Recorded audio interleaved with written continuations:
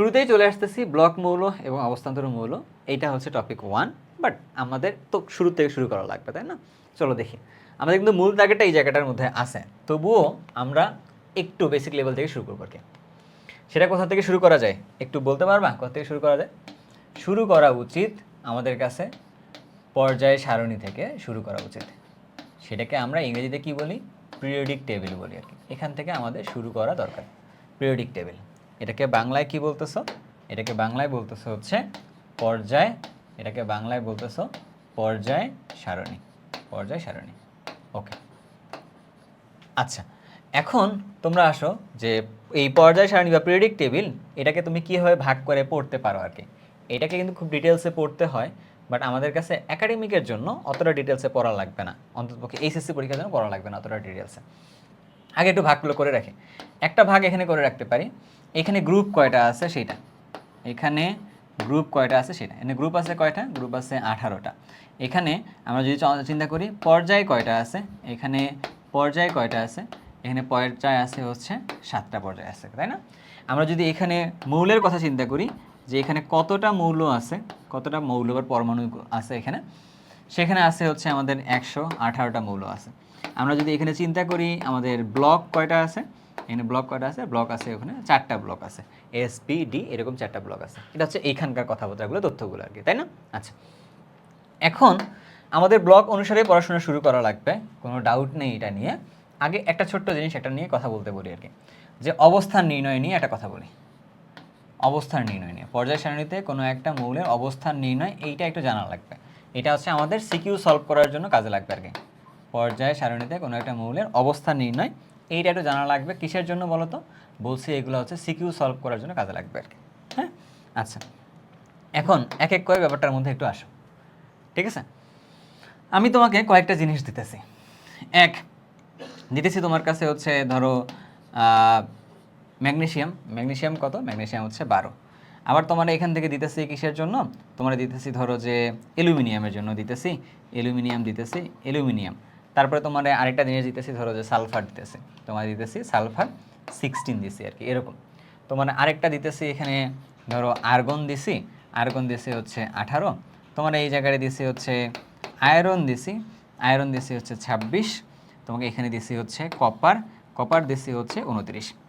এখন তোমার কাজ হচ্ছে এই সবগুলো অবস্থা নির্ণয় করা। অবস্থা নির্ণয় করা মানে কি? তাদের গ্রুপ এবং তাদের পর্যায় কত এটা বের করা আর কি, তাই না?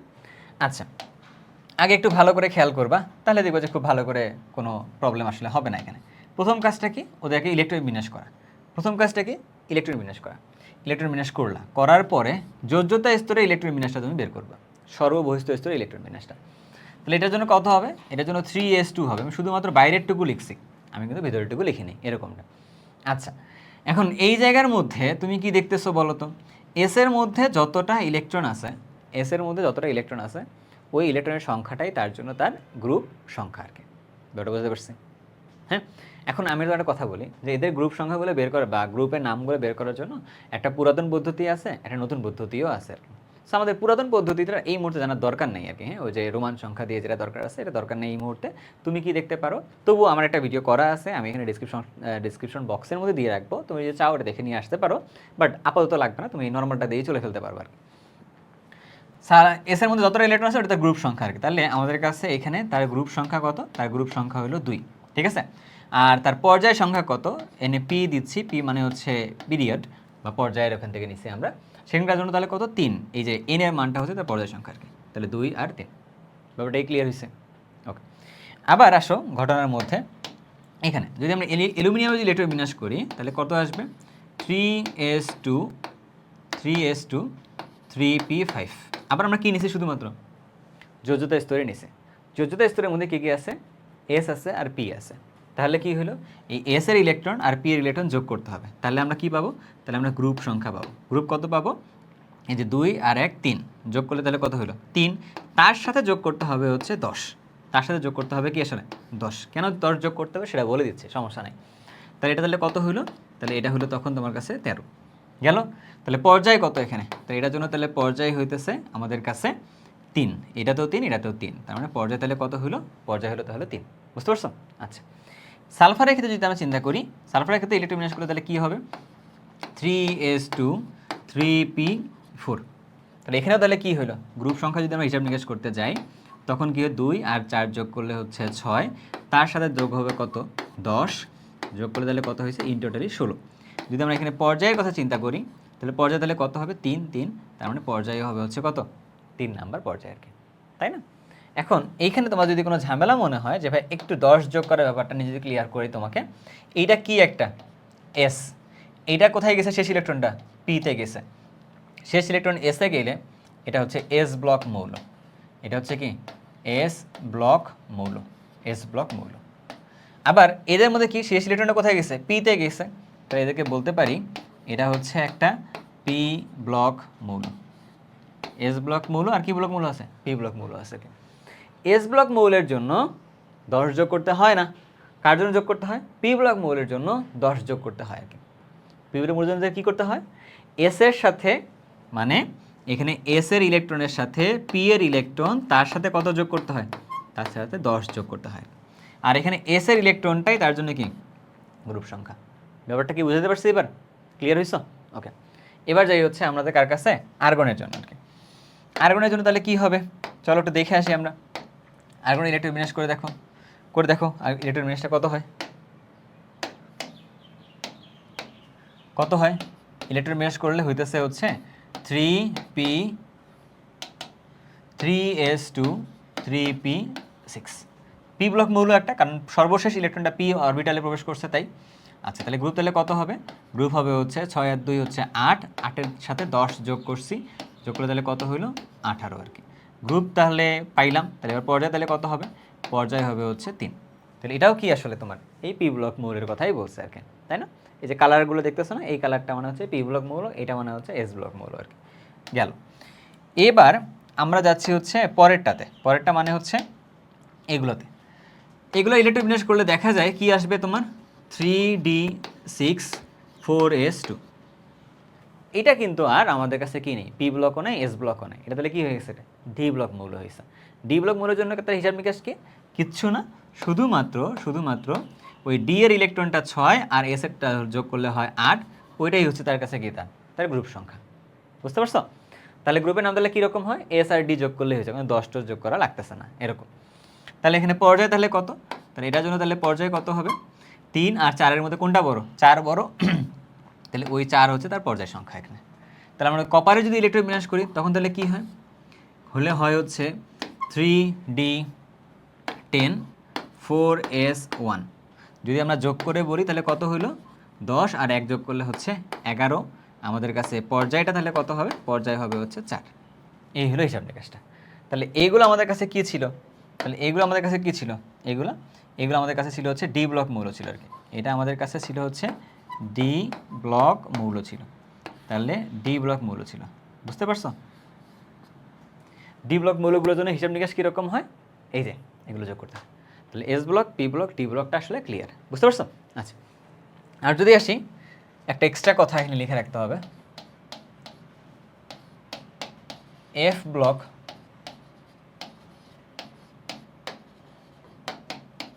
মৌলের জন্য, এফ ব্লক মৌলের জন্য গ্রুপ কত, গ্রুপ হচ্ছে 3।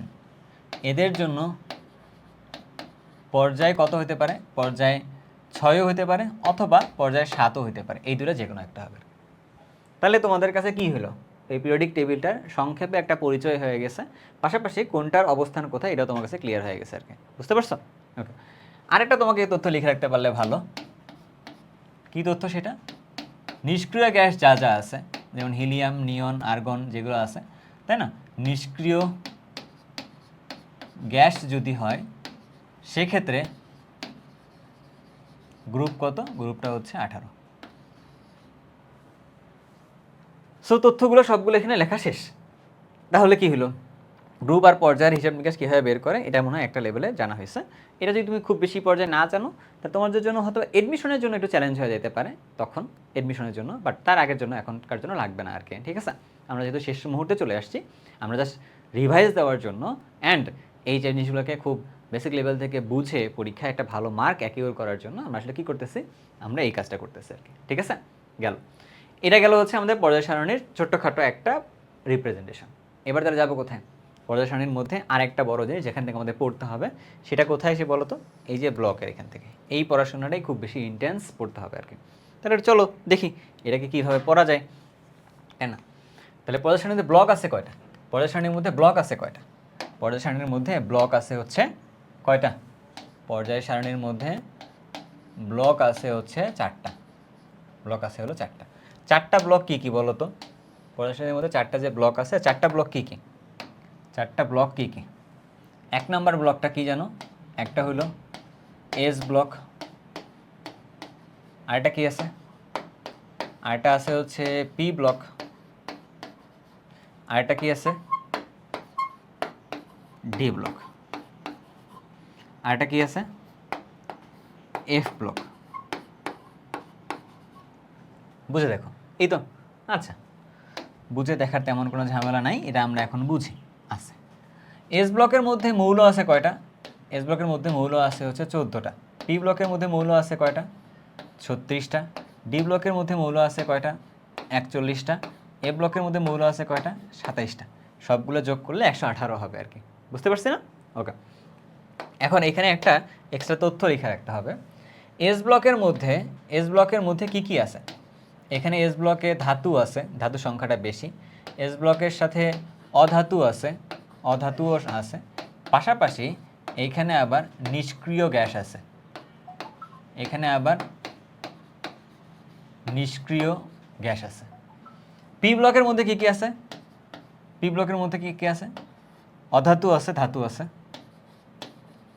ধাতু আছে, অধাতু আছে, আবার এখানে নিষ্ক্রিয় গ্যাস আছে, সাথে একটা কি আছে? উপধাতু বা অপধাতুও আছে। ঠিক আছে, এক্সট্রা পয়েন্ট আছে এখানে। এখানে আবার কি ডি ব্লকের মধ্যে এসে তুমি কি পাইতেছ? ডি ব্লকের মধ্যে অবস্থান্তর ধাতু আছে, অবস্থান্তর ধাতু আছে। এফ ব্লকের মৌলের মধ্যে কি আছে? অবস্থান্তর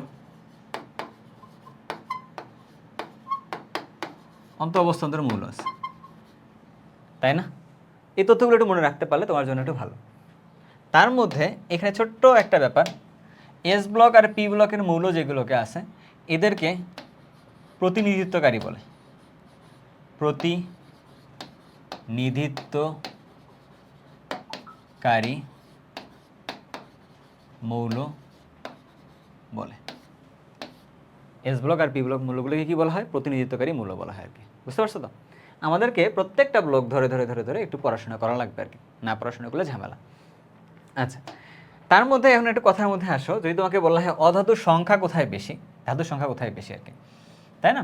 তো তুমি ধরো যে এইখানকার মধ্যে অধাতুরা কিন্তু এখানে বেশি আছে, এই জায়গাটায় এখানে কিন্তু অধাতুরা একটু বেশি আছে, এটা একটু মাথায় রেখে দিও আর কি। ঠিক আছে, ওকে। আর উপধাতু শুধুমাত্র এই জায়গাটায় তুমি পাইতেছো, এই জিনিসগুলোকে একটু মাথায় রাখবা। বুঝতে পারছো ভাই? ওকে। আচ্ছা, এরপরে ব্যাপারটা কি আসলো আমাদের কাছে? এরপরে ব্যাপারটা আমাদের কাছে আসছে হচ্ছে, এরপরের মধ্যে আমাদের কাছে ব্যাপারটা আসছে হচ্ছে, আমরা একটু সাইলেন্ট করে নিলাম আমি এটাতে। ওকে, এবার যাচ্ছি হচ্ছে এস ব্লক থেকে শুরু করতেছি আর কি, আমরা এস ব্লক থেকে শুরু করতেছি। শুরুতে তাহলে আসো এস ব্লক মৌল। এস ব্লক, এস ব্লকের মধ্যে কে কে আছে? ধরলাম এস ব্লকের মধ্যে আমাদের কাছে আছে হচ্ছে কি কি? এস ব্লকের মধ্যে আমাদের কাছে আছে ক্ষার ধাতু আছে, ক্ষার ধাতু আছে। এস ব্লকের মধ্যে আমাদের কাছে কি আছে? আমাদের কাছে আছে মৃৎক্ষার ধাতু আছে। ঠিক আছে, এস ব্লকের মধ্যে মৃৎক্ষার ধাতু আছে আর কি। ঠিক আছে, এস ব্লকের মধ্যে মৃৎক্ষার ধাতু আছে।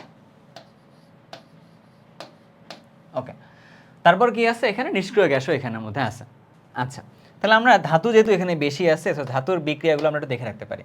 ধরো আমরা একটা ধাতু হিসেবে নিলাম, কাকে নিছি? সোডিয়ামটাকে নিছে, সোডিয়ামটাকে নিছে। তাহলে এইটা সোডিয়াম হচ্ছে আমাদের কাছে একটা এই মুহূর্তে একটা ধাতু, সোডিয়াম হচ্ছে আমাদের কাছে এই মুহূর্তে একটা ধাতু। কি ধাতু? এখানে একটা ক্ষার ধাতু আর কি। তাহলে ক্ষার ধাতু যদি হয়, তো তার সাথে কি হতে পারে? তুমি বিক্রিয়া দিতে পারো, পানির বিক্রিয়া দিতে পারো, পানির বিক্রিয়া দিতে পারো। তুমি যদি ওর যদি হয়, ওর সাথে একটা অক্সিজেনের বিক্রিয়া দিতে পারো। ওর সাথে তুমি কী করতে পারো? একটা হ্যালোজেনের বিক্রিয়া দিতে পারো, ধরো তুমি ক্লোরিনের বিক্রিয়া দিছো। তুমি ওর সাথে হচ্ছে যে নাইট্রোজেনের বিক্রিয়া দিতে পারো। এরকম বেশ কিছু বিক্রিয়া দেওয়া যেতে পারে। ঠিক আছে, এখন তুমি আমাকে বলো একটু যে এর সাথে যদি আমরা অক্সিজেনের বিক্রিয়া দিতাম তাহলে কারণ কী তৈরি করতো, তাহলে সোডিয়াম অক্সাইড তৈরি করতো, ঠিক আছে। এর সাথে যদি ক্লোরিনের বিক্রিয়া দিতাম তাহলে কী তৈরি করতো, সোডিয়াম ক্লোরাইড তৈরি করতো। পানির বিক্রিয়া দিলে কী তৈরি করতো, সোডিয়াম হাইড্রো অক্সাইড তৈরি করতো, তাই না, সোডিয়াম হাইড্রো অক্সাইড তৈরি করতো। পাশাপাশি কি এখান থেকে হাইড্রোজেন গ্যাস তৈরি করতো, পাশাপাশি প্রচুর পরিমাণে হিট তৈরি করতো আর কি। এটা মানে এটা বলতেছে যে তুমি সোডিয়ামকে পানির মধ্যে দিবা না। কেন দিবা না? দিলে হাইড্রোজেন গ্যাস উৎপন্ন হয়, সাথে প্রচুর পরিমাণে তাপ উৎপন্ন হয়, যার জন্য বিস্ফোরণ হওয়ার একটা চান্স আছে আর কি। হালকা গ্যাস, তাপ আছে, বিস্ফোরণ হওয়ার একটা চান্স আছে। এটা এই জন্য এখানে একটা প্রশ্ন হতে পারে যে সোডিয়ামকে কেন পানির মধ্যে রাখা যায় না, কেন এটাকে কেরোসিনের নিচে সংরক্ষণ করতে হয়, ঠিক আছে। তাহলে সোডিয়ামকে পানির সংস্পর্শে রাখা যাবে না, এটা হচ্ছে মূল ব্যাপারটা। সোডিয়ামের সাথে যদি নাইট্রোজেনের বিক্রিয়া হয় তখন তাহলে কী উৎপন্ন হবে, সোডিয়াম নাইট্রাইড উৎপন্ন হবে, সোডিয়াম নাইট্রাইড উৎপন্ন হবে, এটা মাথায় রাখতে হবে আর কি। ওকে ওকে, এখানে যেন প্রিকশনস কি বলছি, এখানে একটা প্রিকশনস বলছি, এখানে একটা প্রিকশনস বলছি যে সোডিয়ামকে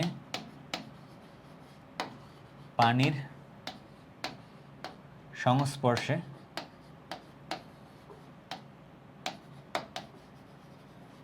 রাখা যাবে না। তাহলে কোনো অপোলার দ্রাবকের মধ্যে রাখতে হবে আর কি, কোনো অপোলার দ্রাবকে সংরক্ষণ করতে হবে। যেমন ধরো কেরোসিনের নিচে সংরক্ষণ করতে হবে, এটা অপোলার দ্রাবক, তাই আর কি। বুঝতে পারছো? ওকে, এখন আমি তোমাকে যেটা যেটা লিখছি এখানে, যেভাবে একটা চার্ট লিখছি, তোমার কাজটা হবে কি, সেম চার্টটা তুমি কাট দিয়ে করো, তুমি এটাকে ক্যালসিয়াম দিয়ে করো। সেম চার্টটা তুমি কাট দিয়ে করো, তুমি এখানে ক্যালসিয়ামের মাধ্যমে সেম চার্টটা করো। তাহলে তোমার জন্য সুবিধা হবে কি, তুমি হচ্ছে প্র্যাকটিস এটা করতে পারবা। বইয়ের মধ্যে এই বিক্রিয়াগুলো একটু আসে, তুমি এখানে একটু এটার জন্য তুমি এরকম 4টা বিক্রিয়া লিখবা, 4টা এখান থেকে বিক্রিয়া লিখবা। তুমি আরও লিখতে পারবা অবশ্যই, ঠিক আছে, আরও লিখতে পারবা, বাট এটা প্র্যাকটিস পারপাস আর কি, ঠিক আছে। তুমি এটাতে প্র্যাকটিস পারপাস ধরে নিয়ে তুমি একটা কাজ করবা, এই জায়গায় করতে পারবা কিনা আমাকে একটু জানাও, করতে পারবা কিনা জানাও। তোমাকে কিছু কাজ করা লাগবে, বাট লেখার সময় তুমি লিখলে আর কি। অথবা তোমার যদি না হয় তাহলে তুমি এটা কী করতে পারো, এখন এই মুহূর্তে একটু একটু প্রত্যেকটা ক্লোরিন দিলে কী হবে, অক্সিজেন দিলে কী হবে, একটু লিখে লিখে রাখলে তোমার জন্য সুবিধা আর কি। বুঝতে পারছো? ওকে, তাহলে এস ব্লক নিয়ে আমরা এতটুকু যদি তথ্য জেনে রাখি বা মনে রাখি তাহলে আমাদের জন্য সুবিধা হলো, আর কিছু মনে রাখার দরকার নেই, এই পর্যায়ে মনে রাখার দরকার নেই। আচ্ছা, এবার যাব হচ্ছে আমরা পরের পর্যায়ে। পরের পর্যায়ে মানে হচ্ছে পি ব্লক মৌলের দিকে যাবো আর কি। আমরা যাব হচ্ছে কোথায়, পি ব্লক মৌলের দিকে আমরা যাব। আমার এইখানে এইটার হচ্ছে আমি আরও কপি বানাই নিব 2-3টা। ওকে, ঠিক আছে। এবার যাই হচ্ছে কোথায়, আমরা পি ব্লকের দিকে যাই। পি ব্লক মৌলে কি কি থাকে, পি ব্লক মৌল, পি ব্লক মৌলের জন্য তোমাকে কি কি পড়াশোনা করতে হবে এটা কি বলছিলাম কিনা? পি ব্লক মৌলের মধ্যে পড়াশোনা কিন্তু জায়গা অনেক বেশি, অনেক মানে অনেক, পড়তে গিয়ে মাথা হারায় যাওয়ার মতো বা আউলায় যাওয়ার মতো জিনিসপত্র। কিন্তু আমাদের তো মাথা আউলাইলে চলবে না, আমাদেরকে গুছাই পড়তে হবে আর কি, এরকম। অ্যান্ড পি ব্লক মৌলের মধ্যে তুমি কি কি জানো এখান থেকে, এখানে জানার জন্য একটা ভাগ করি চলো আর কি। প্রথম ভাগটা যেটা করা লাগবে, তোমার প্রথম ভাগ করা লাগবে হচ্ছে অক্সাইডের ভিত্তিতে। প্রথম ভাগটা পড়া লাগবে হচ্ছে অক্সাইডসের মাধ্যমে আর কি, যে এখানে কী কী অক্সাইডগুলো আছে, যেসব মৌলগুলো হয় তাদের যে অক্সাইডগুলো হয় তাদের অক্সাইডগুলোর প্রকৃতি কেমন, এটা নিয়ে প্রশ্ন একটা ভালো লেভেলের হয়। তো চলো একটু দেখে আসি আর কি আমরা, ঠিক আছে।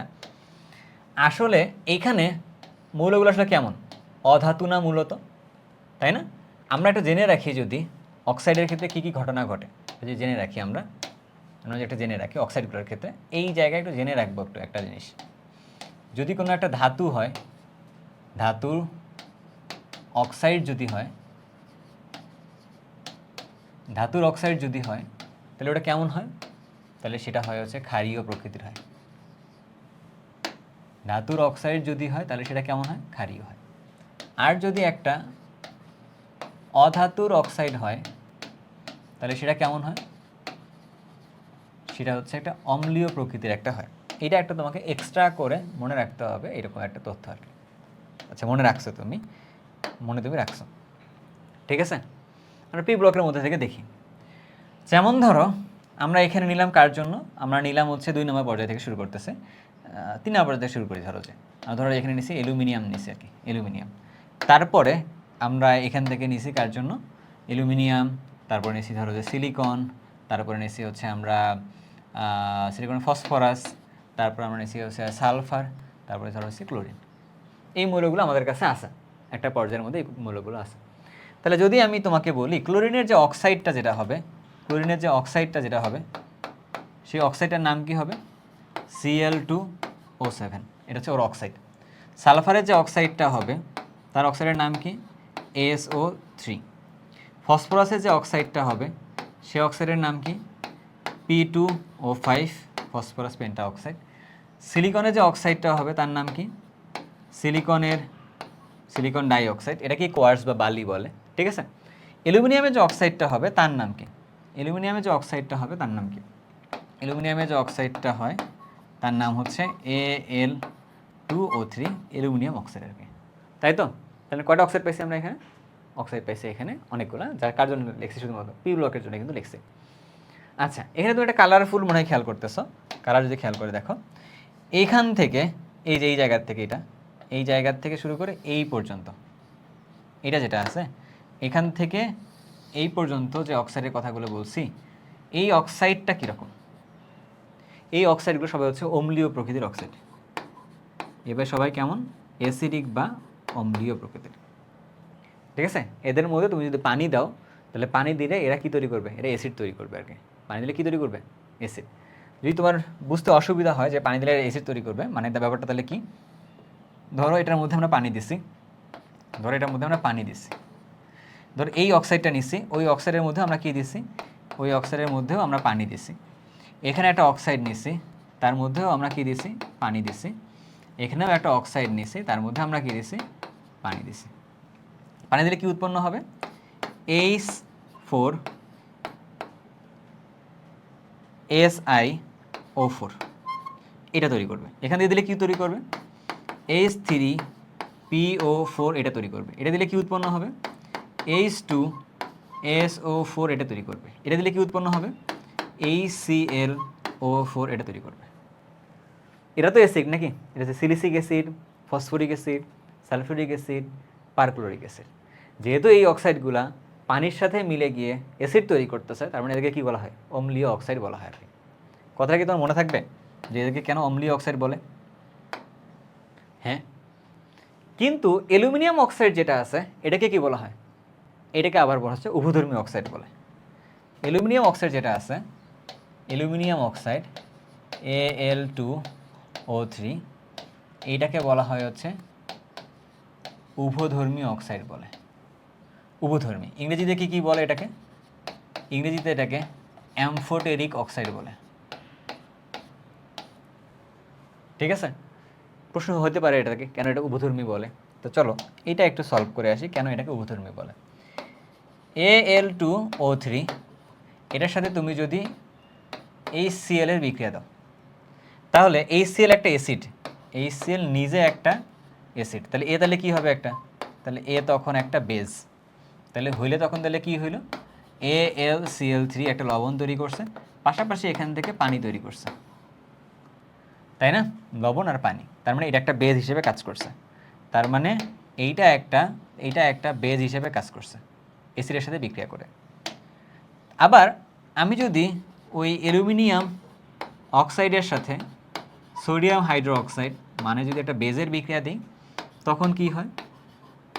সোডিয়াম অ্যালুমিনেট তৈরি করে, পাশাপাশি পানি তৈরি করে, আবার লবণ পানিই তৈরি করছে। তার মানে আমি আবার কি পাইতেছি? এইটা একটা বেজ, তাহলে বেজের সাথে বিক্রিয়া করছে কি? একটা অ্যাসিড, তাহলে অ্যাসিড, তাই না? তাহলে এটা হলো বেজ, এটা হলো আমার কাছে কি? অ্যাসিড। তাহলে একটাই জিনিসই একবার অ্যাসিড একবার বেজ আকারে কাজ করতে পারে। এই জন্য সব জিনিসগুলোকে অ্যাকাউন্টে নিয়ে তুমি আমি এটাকে বলতে পারি সে একটা কি? সে একটা উভধর্মী অক্সাইড, কারণ সে অ্যাসিড হিসেবেও কাজ করতে পারে, সে বেজ হিসেবেও কাজ করতে পারে। কথা কি বুঝতে পারছি কি না? সমস্যা আছে কোনো? না।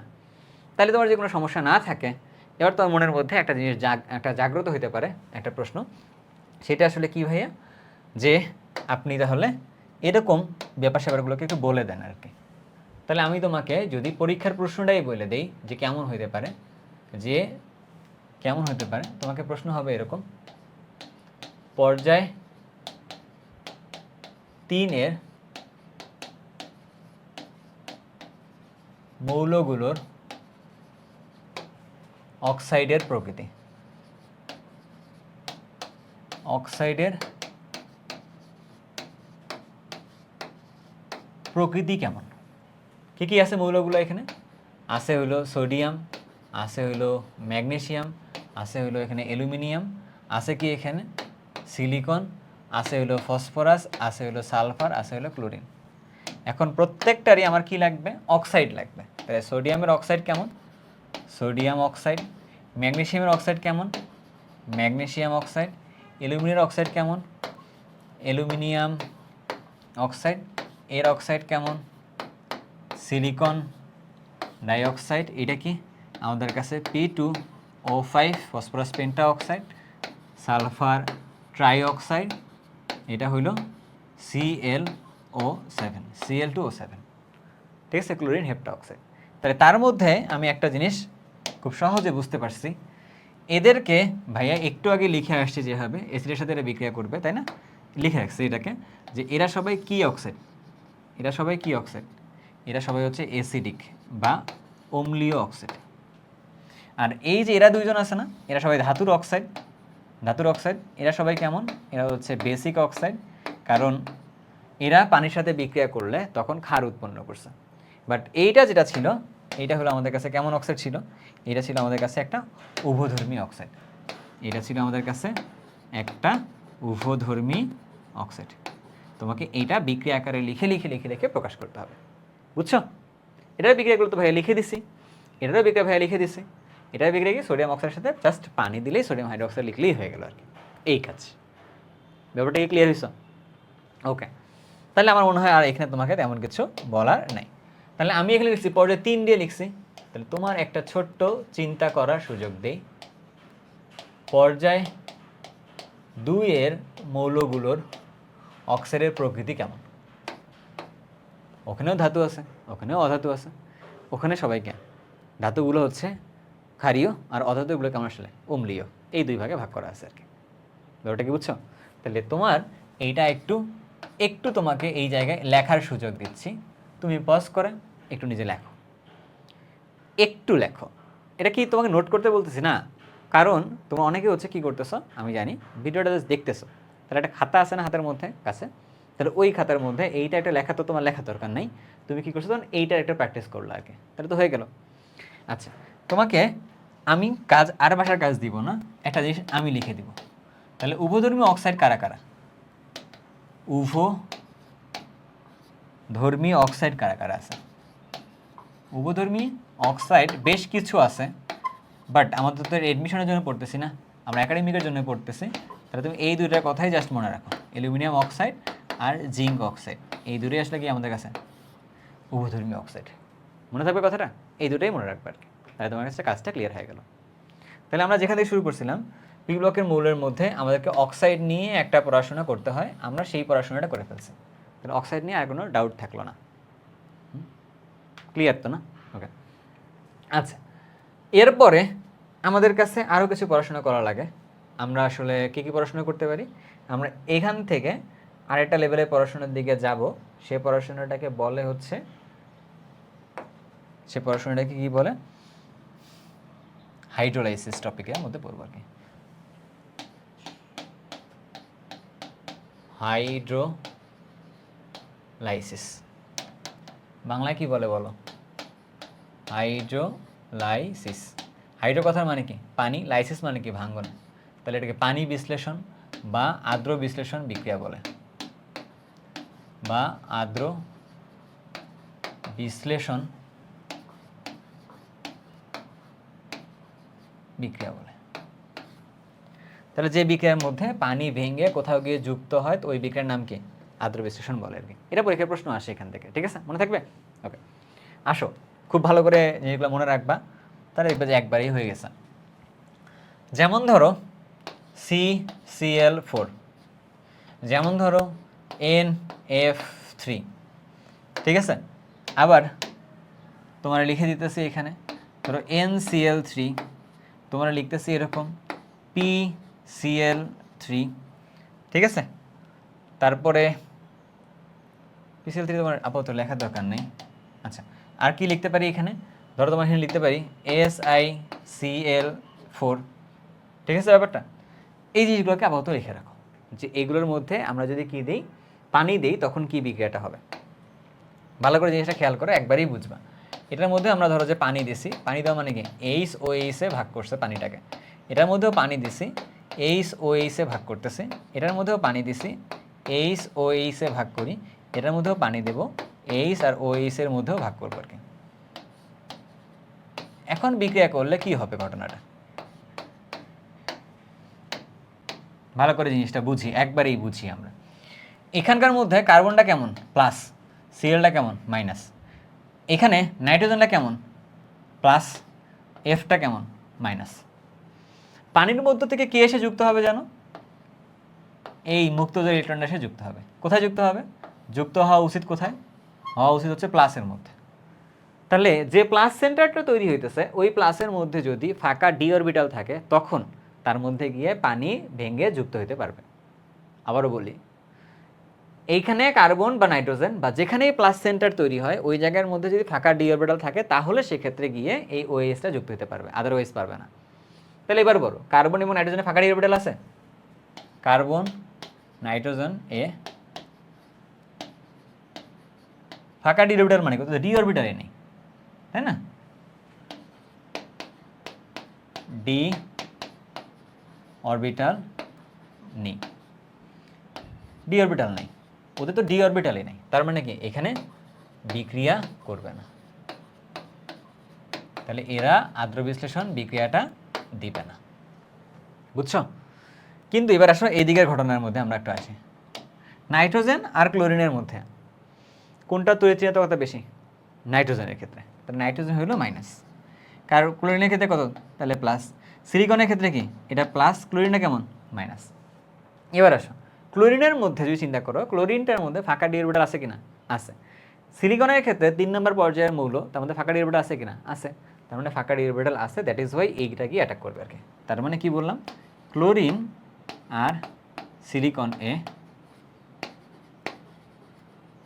ফাঁকা ডি অরবিটাল বিদ্যমান। ফাঁকা ডি অরবিটাল যদি থাকে তখন বিক্রিয়া কিন্তু করবে। তাহলে কার সাথে ওএইচ যাবে? ওএইচটা যাবে হচ্ছে কার সাথে? এই ওএইচটা যাবে হলো এই ক্লোরিনের সাথে যাবে। এই ওএইচটা যাবে কার সাথে? এই ক্লোরিনের সাথে যাবে। তাহলে ক্লোরিনের সাথে ওএইচ যাওয়া মানে কি? এইচ ও সিএল তৈরি করলো। আবার এইখানকার ওএইচটা যাবে কার সাথে? সিলিকনের সাথে, তাহলে SiOH তৈরি করবে। ঠিক আছে, আমরা এক এক করে লিখি। এটার সাথে ক্লোরিনের সাথে সিএল গেল, তাহলে 3টা ক্লোরিনের সাথে 3টা HOCl তৈরি করবে। আর এইচ যাবে কত কার সাথে? নাইট্রোজেনের সাথে, তাহলে তখন তৈরি করবে আসলে কি? NH3 তৈরি করবে। বুঝতে পারছো? তাহলে এটা কয় মোল লাগলো? এখানে মোল লাগলো হচ্ছে 3 মোল লাগবে এটা। এবার আসো তুমি এইখানকার মধ্যে, তাহলে এই OH যাবে কোথায়? এখানকার OH-টা যাবে হচ্ছে এই সিলিকনে যাবে। তাহলে সিলিকনে যাওয়া মানে তাহলে কি তৈরি করবে আমাদের কাছে বলো? তৈরি করবে হচ্ছে সিলিকন সাথে 4টা OH যুক্ত করবে। এর সাথে কি যুক্ত করবে? এর সাথে ক্লোরিনের সাথে H যুক্ত হবে, গিয়ে এখানকার HCl তৈরি করবে 4 মোল। তাহলে এখানেও 4 মোল দিতে হবে। এই হলো ব্যাপারটা। এটার একটা নাম আছে, এটার নাম হচ্ছে সিলিসিক অ্যাসিড বলে, এটার নাম সিলিসিক অ্যাসিড বলে। আমার মনে হয় আমি তোমাকে ফুল ব্যাপারটাকে একটা মানে ভালো করে গুছাই দিয়েছি, কীভাবে তুমি পরীক্ষায় লিখবা, কী কী কারণ লিখবা, এটা এখন তোমার কাছে ক্লিয়ার হয়ে গেছে। কোনো ডাউট থাকলে কমেন্টে জানাইও। আমার মনে হয় ডাউট নাই আর এখানকার কিছু নিয়ে। তো আদর বিশ্লেষণ নিয়ে এগুলো এমসিকিউতে আসে, এটাই সিকিউতে চলে আসতে পারে, তোমার কাছে এই ব্যাপারটাও চলে গেল। বুঝতে পারছো? ওকে। পাশাপাশি তোমার আরেকটা জিনিস, এই পি ব্লক মৌলগুলোর এখান থেকে চলে আসতে পারে, সেটা আবার কি? এটা একটু পাশে লিখে দিই এখানে। সেটা কি? সেটা কি বলো তো? এটা একটু সোজা হবে, তাই না? হ্যাঁ, ঠিক আছে। কি হবে বলো তো সেটা? সেটা হইল অ্যালুমিনিয়াম ক্লোরাইড ডাইমার গঠন করে। অ্যালুমিনিয়াম ক্লোরাইড ডাইমার গঠন করে। তাহলে অ্যালুমিনিয়াম ক্লোরাইড যদি ডাইমার গঠন করে তখন ব্যাপারটা কি, তাহলে এল দুইটা থাকবে এখানে, এই ডাইমারটার নাম তাহলে কি হবে Al2Cl6। পরীক্ষা চলে আসতে পারে, এই ডাইমার গঠনটা লিখো Al2Cl6। অ্যালুমিনিয়ামের বাইরের শেলে আছে কয়টা ইলেকট্রন? আছে হচ্ছে 3টা ইলেকট্রন। অ্যালুমিনিয়ামের বাইরের শেলে আছে কয়টা ইলেকট্রন? আছে হইলো 3টা ইলেকট্রন আছে। তাহলে এই একটার সাথে একটা ক্লোরিন, এর একটার সাথে একটা ক্লোরিন, এর একটার সাথে এই একটা ক্লোরিন, আবার এর সাথে ক্লোরিন, এর সাথে ক্লোরিন, এর সাথে ক্লোরিন। ওকে, এবার আসো ঘটনার মধ্যে। তাহলে এই যে ক্লোরিনের মধ্যে মুক্তজোড় ইলেকট্রন আছে কয়টা? ক্লোরিনের মধ্যে মুক্তজোড় ইলেকট্রন আছে আর কয়টা? 3 জোড়া মুক্তজোড় ইলেকট্রন আছে। প্রত্যেকটা ক্লোরিনের মধ্যে তাই আছে, প্রত্যেকটা ক্লোরিনের মধ্যে তাই আছে, প্রত্যেকটা ক্লোরিনের ভিতরে তাই আছে, প্রত্যেকটা ক্লোরিনের ভিতরে সেটা আছে, প্রত্যেকটা ক্লোরিনের মধ্যে মুক্তজোড় ইলেকট্রনটা করে বিদ্যমান। ওকে, এবারে ঘটনাটা একটু ভিন্ন, ঘটনাটা একটু ভিন্ন। এখানকার এই মুক্তজোড় ইলেকট্রনটা দিয়ে এই ক্লোরিনের মধ্যে, এই অ্যালুমিনিয়ামের মধ্যে খেয়াল করে দেখো তো কী হয়েছে, 3টা বন্ধন, তার মানে 3 দুগুণে 6টা ইলেকট্রন। বাট একটা মৌলের সর্ববহিস্থ স্তরে কয়টা ইলেকট্রন দরকার? 8টা দরকার না? বাট ওর আছে কয়টা এখন? 6টা। লাগবে কয়টা? 2টা। তার মানে সেটা কি হবে, এই 2টা এসে এখানে একটা সন্নিবেশ সমযোজী বন্ধন তৈরি করবে। তার মানে এর 8টা হয়ে গেল। আবার এখানকার এই 2টা দিয়ে এখানে একটা সন্নিবেশ সমযোজী বন্ধন তৈরি করবে, এটাও হয়ে গেল আর কি। তাহলে আমাদের কাছে সন্নিবেশ সন্নিবেশ সন্নিবেশ সমযোজী বন্ধন কয়টা আছে এখানে? আছে হলো এখানে 2টা। আর আমাদের কাছে এখানে সমযোজী বন্ধন কয়টা আছে বলো? কালারগুলোই খেয়াল করলে বুঝতে পারবো আর কি। আছে হচ্ছে এখানে 6টা। এই যে 3টা, এই 3টা 6টা, মোট বন্ধন আছে কয়টা এখানে? তাহলে 8টা। তাহলে কখনো আমাদের অ্যালুমিনিয়াম ক্লোরাইডে ডাইমারটাও গঠন করতে বলতে পারে। কোনো কি ডাউট আছে? নাই। আচ্ছা, এর বাইরে পি ব্লক মৌলগুলোর মধ্যে আরও বেশ কিছু পড়াশোনা আছে, যেগুলো পড়াশোনা আসলে করতে পারলে আমাদের জন্য বেটার অ্যান্ড ভালো। সো কিন্তু আমাদের কাছে ওই লাক্সারিটা নাই, কারণ আমাদের কাছে এই চ্যাপ্টারটা অত বেশি পর্যায়ে আমরা পড়তে পারতেছি না, তাই না? এটাতে আসলে অনেকগুলো পড়াশোনার সুযোগ একটা আছে। তাহলে এখানে আরেকটা ছোটো জিনিস পড়ে আমরা পি ব্লক মূল্যটাকে এখানে বিদায় জানাবো আর কি, তারপর আমরা ডি ব্লক মূল্যের দিকে যাব। বুঝতে পারছো? ওকে, সেটা কি আবার? তার মানে আমাদের এখানে আবার পেজ হচ্ছে এক্সট্রা নিতে হবে, পেজ হচ্ছে এক্সট্রা নিতে হবে। এখন ঘটনার মধ্যে একটু আসো, সেটা কি? সেটা হলো একটা মজার ব্যাপার। তোমরা সবাই এটার নাম জানো, নামটা কি জানো? সেটা নিষ্ক্রিয় মৌল, তাই না? নিষ্ক্রিয় মৌল আমাদের গ্রুপ 18 বলে আর কি। এটা খ নম্বরের প্রশ্ন হয়, তাই গ্রুপ 18। গ্রুপ 18 মৌলগুলোর নাম কি বলে বলো তো? গ্রুপ 18 মৌলগুলোর নাম কি বলে? গ্রুপ 18 মৌলগুলোর নাম কি বলে? ঝামেলা আছে, এদের নাম হচ্ছে কয়েকটা আছে। এক, এর নাম নিষ্ক্রিয় গ্যাস বলে, এক এর নাম নিষ্ক্রিয় গ্যাস বলে। আচ্ছা, গ্যাস বলে তাতেই হয়েছে গ্যাস। আবার কি নাম আছে এটার? এটার নাম হচ্ছে এটা বিরল গ্যাস বলে। আবার এটার নাম কি আছে? একটা নোবেল গ্যাস বলে। এখন যদি প্রশ্ন আসে যে নিষ্ক্রিয় গ্যাস কেন বলে, তখন তুমি কি বলবা? কারণ হইল এই ইলেকট্রন কাঠামো কেমন? NH2 NP6, তাই না? এর ফলে এর আয়নীকরণ শক্তি উচ্চ, মানে অনেক বেশি পরিমাণে আয়নীকরণ শক্তি থাকে। এই পরিমাণে শক্তি আসলে দেওয়া পসিবল না নর্মাল কন্ডিশনে, দ্যাটস ওয়াই কি এটা পরিবেশের মধ্যে নিষ্ক্রিয় থাকে। তাহলে এটা ব্যাখ্যা করার সময় ইলেকট্রন কাঠামো আসবে, আয়নীকরণ শক্তির কথাটা আসবে। আমি কিন্তু কিওয়ার্ডগুলো বলে দিচ্ছি, লেখার ক্ষেত্রে তুমি কি লিখবা সেটা। বিরল গ্যাস কাকে কেন বলতেছে? এর মধ্যে এগুলো আবার লিখে লাভ নেই, ইলেকট্রন গ্যাস লিখে লাভ নেই। তখন দিলে কি বলবা? যে বায়ুমণ্ডলে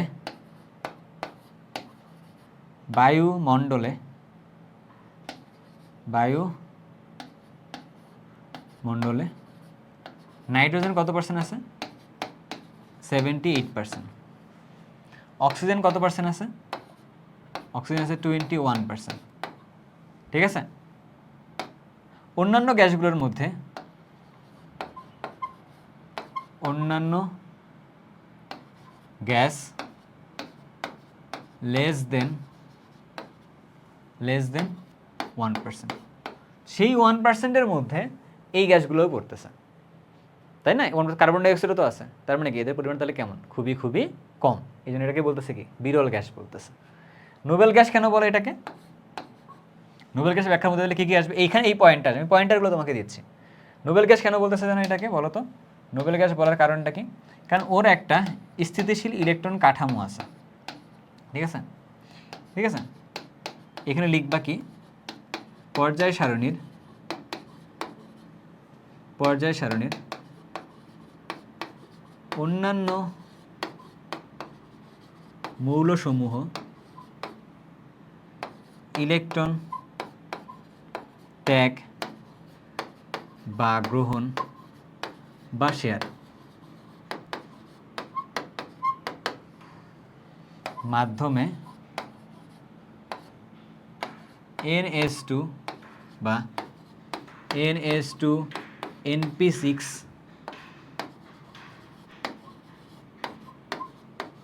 কাঠামো অর্জন করতে চায়,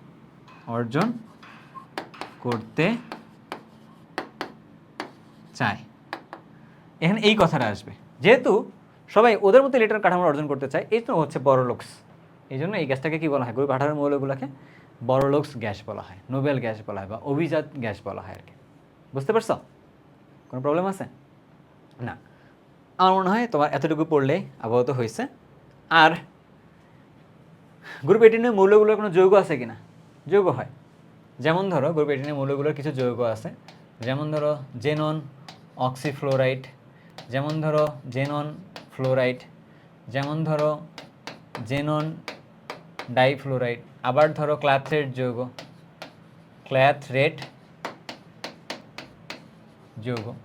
এগুলো তোমার কাছে একটা বেসিক পর্যায়ে জেনে রাখলা যে এগুলো এদের যৌগ আছে, ওদের যৌগ আসলে হয়, আর কিছু জানার দরকার নেই। ঠিক আছে, আপাতত এগুলো এই জায়গায় রেখে দাও।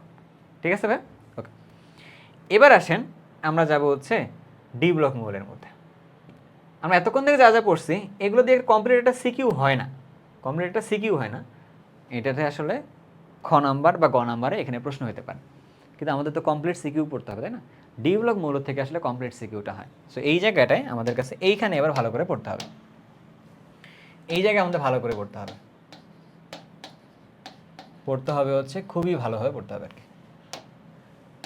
এখান থেকে কমপ্লিট সিকিউ বানানো যায়। ডি ব্লক মৌল, এবার তুমি আমাকে বলো তো ডি ব্লক মৌলের মধ্যে কী কী আছে? ডি ব্লক মৌলে ইলেকট্রন বিন্যাস করলে কী কী পাওয়া যায়? NS2 N-1, আমরা NS2 না দিই, এখানে NSX দিই, NSX 1 থেকে 10 মাইনাস না 10। এটা হচ্ছে কি তোমার ক্ষেত্রে ডি ব্লক মৌলে ইলেকট্রন বিন্যাস। এখানে এক্স এর মধ্যে 1ও হতে পারে, 2 হতে পারে, এখানে 1 থেকে 10 এর ভিতরেই থাকবে। এটা হচ্ছে ডি ব্লক মৌলগুলোর মধ্যে। বাট তুমি যদি ডি ব্লক মৌলগুলোর ক্ষেত্রে একটা কাজ করো, ওদের তুমি যদি সুস্থিত আয়ন নাও, তুমি যদি ওর সুস্থিত আয়ন যদি নিছো, তো তখন ওর আয়ন নিলে তার ইলেকট্রন বিন্যাসটা কেমন হবে? NS0 N-1 D, তার সাথে যাবে হচ্ছে 1 থেকে যদি 9 এর ভিতরে যদি হয়, সুস্থিত আয়নে ইলেকট্রন বিন্যাস যদি এমন হয়, তখন ওই ডি ব্লক মৌলটাকে আমরা কি বলতে পারবো? অবস্থান্তর মৌল বলতে পারবো আর কি।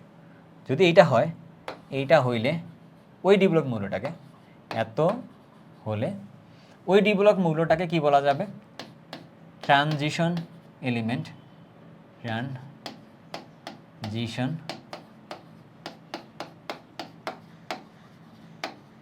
এলিমেন্ট বা বাংলায় কি বলতে পারি এটাকে? অবস্থান্তর মৌল বলতে পারি, অবস্থান্তর মৌল বলে। ঠিক আছে, তাহলে ওই হিসাব করলে দেখা যায় যে কোনটা অবস্থান্তর মৌল, কোনটা অবস্থান্তর মৌল না। যেমন ধরো আমরা যদি চিন্তা করি স্ক্যান্ডিনিয়াম 21, টাইটেনিয়াম 22, আমরা ধরো যে দিচ্ছি ধরো কপার 29। ঠিক আছে, আমরা 4টা দেখি, 3টা চিন্তা করলেই আসলে অনেক কিছুই হয়ে যাবে। আর লাগবে না। তো এটা তো একটা মৌল, ডি ব্লক মৌল সবার ক্ষেত্রেই। কেন? কারণ তুমি যদি এর ইলেকট্রন বিন্যাস করো, তাহলে সবার শেষে কি আসবে? 3d1 4s2। এটার ক্ষেত্রে কি আসবে? 3d2 4s2। এটার ক্ষেত্রে কি আসবে? 3d10 4s1। ইলেকট্রন বিন্যাসটা করা শেষ। তার মানে এরা সবাই কি ডি ব্লক মৌল। আবার তুমি যদি ওদের সুস্থিত আয়নটা করে নাও, ওর সুস্থিত আয়ন যদি তুমি নাও, তাহলে সেটা কি হলো? Sc3+ সুস্থিত ion. এটার ক্ষেত্রে যদি তুমি সুস্থিত আয়ন নাও, তাহলে টাইটেনিয়াম 2+। তুমি যদি এটার ক্ষেত্রে সুস্থিত আয়ন নাও, তাহলে কপার 2+। এটা কিন্তু তাদের সুস্থিত আয়ন। এবার তার তুমি ইলেকট্রন বিন্যাস করে দেখো। এই ইলেকট্রন বিন্যাস করে তুমি দেখলা 3d0 4s0। এর ইলেকট্রন বিন্যাস তুমি করে দেখলা 3d1 4s 3d2 sorry 3d2 4s0। এর ইলেকট্রন বিন্যাস তুমি করে দেখলা 3d9 4s0। তাহলে আমাদের এই শর্তটা সুস্থিত আয়ন ইলেকট্রন বিন্যাস করলে শর্তটা মানতেছে কোনটা? শর্ত দুইটা মানতেছে হচ্ছে এই দুইটা মানতেছে শর্তটা মানতেছে হচ্ছে এই দুইটা, এই শর্তটা মানতেছে, এই দুইটা মানতেছে, বাট এইটা মানতেছে না। তার মানে তখন আমরা কি বলতে পারি? তখন এখান থেকে বলতে পারি কথাগুলো আর কি। কি বলা যায়? স্ক্যান্ডিনিয়াম শুধু ডি ব্লক মৌল, ঠিক আছে? ডি ব্লক, কিন্তু অবস্থান্তর না, অবস্থান্তর মৌল নয়। এটার ক্ষেত্রে কি বলতে পারি? এরা ডি ব্লক প্লাস অবস্থান্তর মৌল,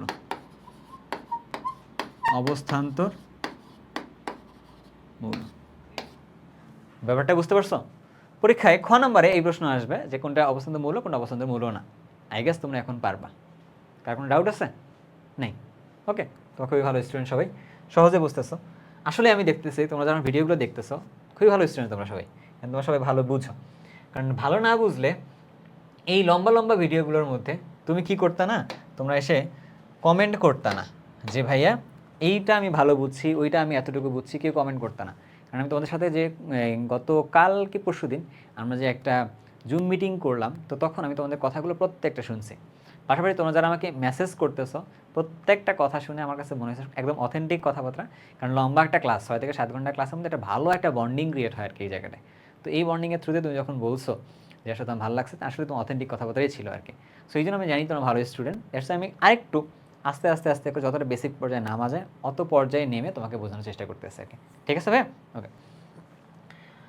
ভালো স্টুডেন্ট মানে কিন্তু ভালো রেজাল্ট, ব্যাপারটা কিন্তু এমন টাইপের না। ভালো স্টুডেন্ট মানে আসলে সে সব দিক থেকেই ভালো, বোঝার ক্ষেত্রেও সে পেশেন্স তার আছে, এতটুকু হলেও ভালো স্টুডেন্ট বলে আর কি। এবার আসেন ডি ব্লক মৌলের বৈশিষ্ট্য। ডি ব্লক মৌলের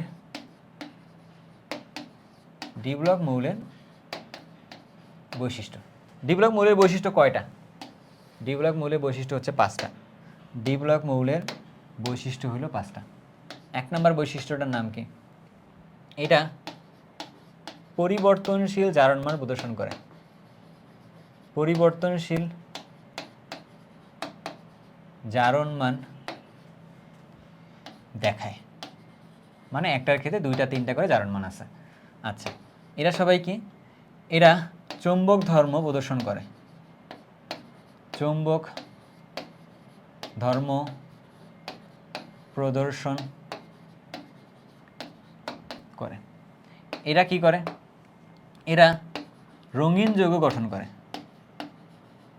রঙিন যৌগ গঠন করে। তারপরে কি আছে? এরা সবাই কি আকারে কাজ করতে পারে? জটিল যৌগ গঠন করে।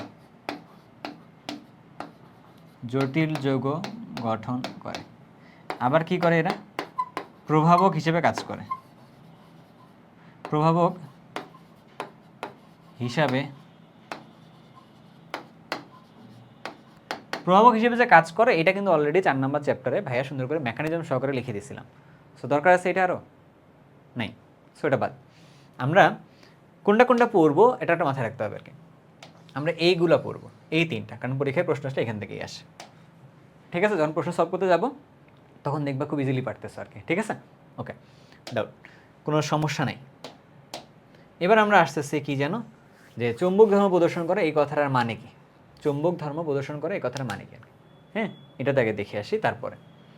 কিন্তু ওইটা সব কিছু যাওয়ার আগে না, আমরা যদি জটিল যৌগ যদি একবার পড়ে ফেলতে পারতাম তাহলে আমাদের জন্য খুব ভালো হতো। তো তোমার কিছু যদি মনে না করো, আমি 4 নাম্বারটা থেকে আগে শুরু করি, জটিল যৌগ গঠন করে। আমরা আগের থেকে এটাই শুরু করি,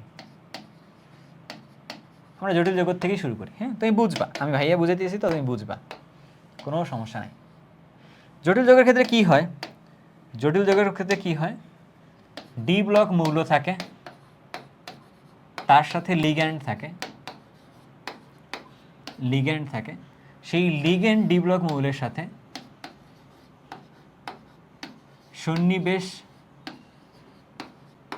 বন্ধনে আবদ্ধ থাকে। লিগ্যান্ডগুলো ডি ব্লক মৌলের সাথে কি বন্ধনে আবদ্ধ থাকে? সন্নিবেশ সমযোজী বন্ধনের মাধ্যমে আবদ্ধ থাকে। যতটা লিগ্যান্ড থাকে ওই সংখ্যাটাকে ওই যৌগের জন্য তত তার সন্নিবেশ সংখ্যা বলে। যেমন ধরো আয়রনের সাথে সবচেয়ে 5টা অথবা 6টা লিগ্যান্ড থাকতে পারবে, তার সন্নিবেশ সংখ্যা হচ্ছে 6। কোবাল্টের সাথে 6টা লিগ্যান্ড থাকতে পারবে, তার 6।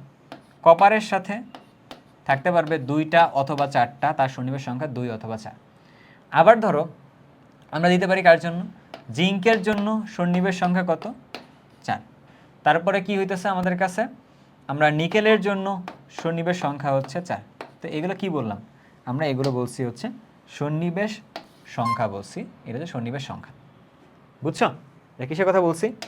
ভাই এটা বলছি হচ্ছে সন্নিবেশ সংখ্যা, এটা বলছে সন্নিবেশ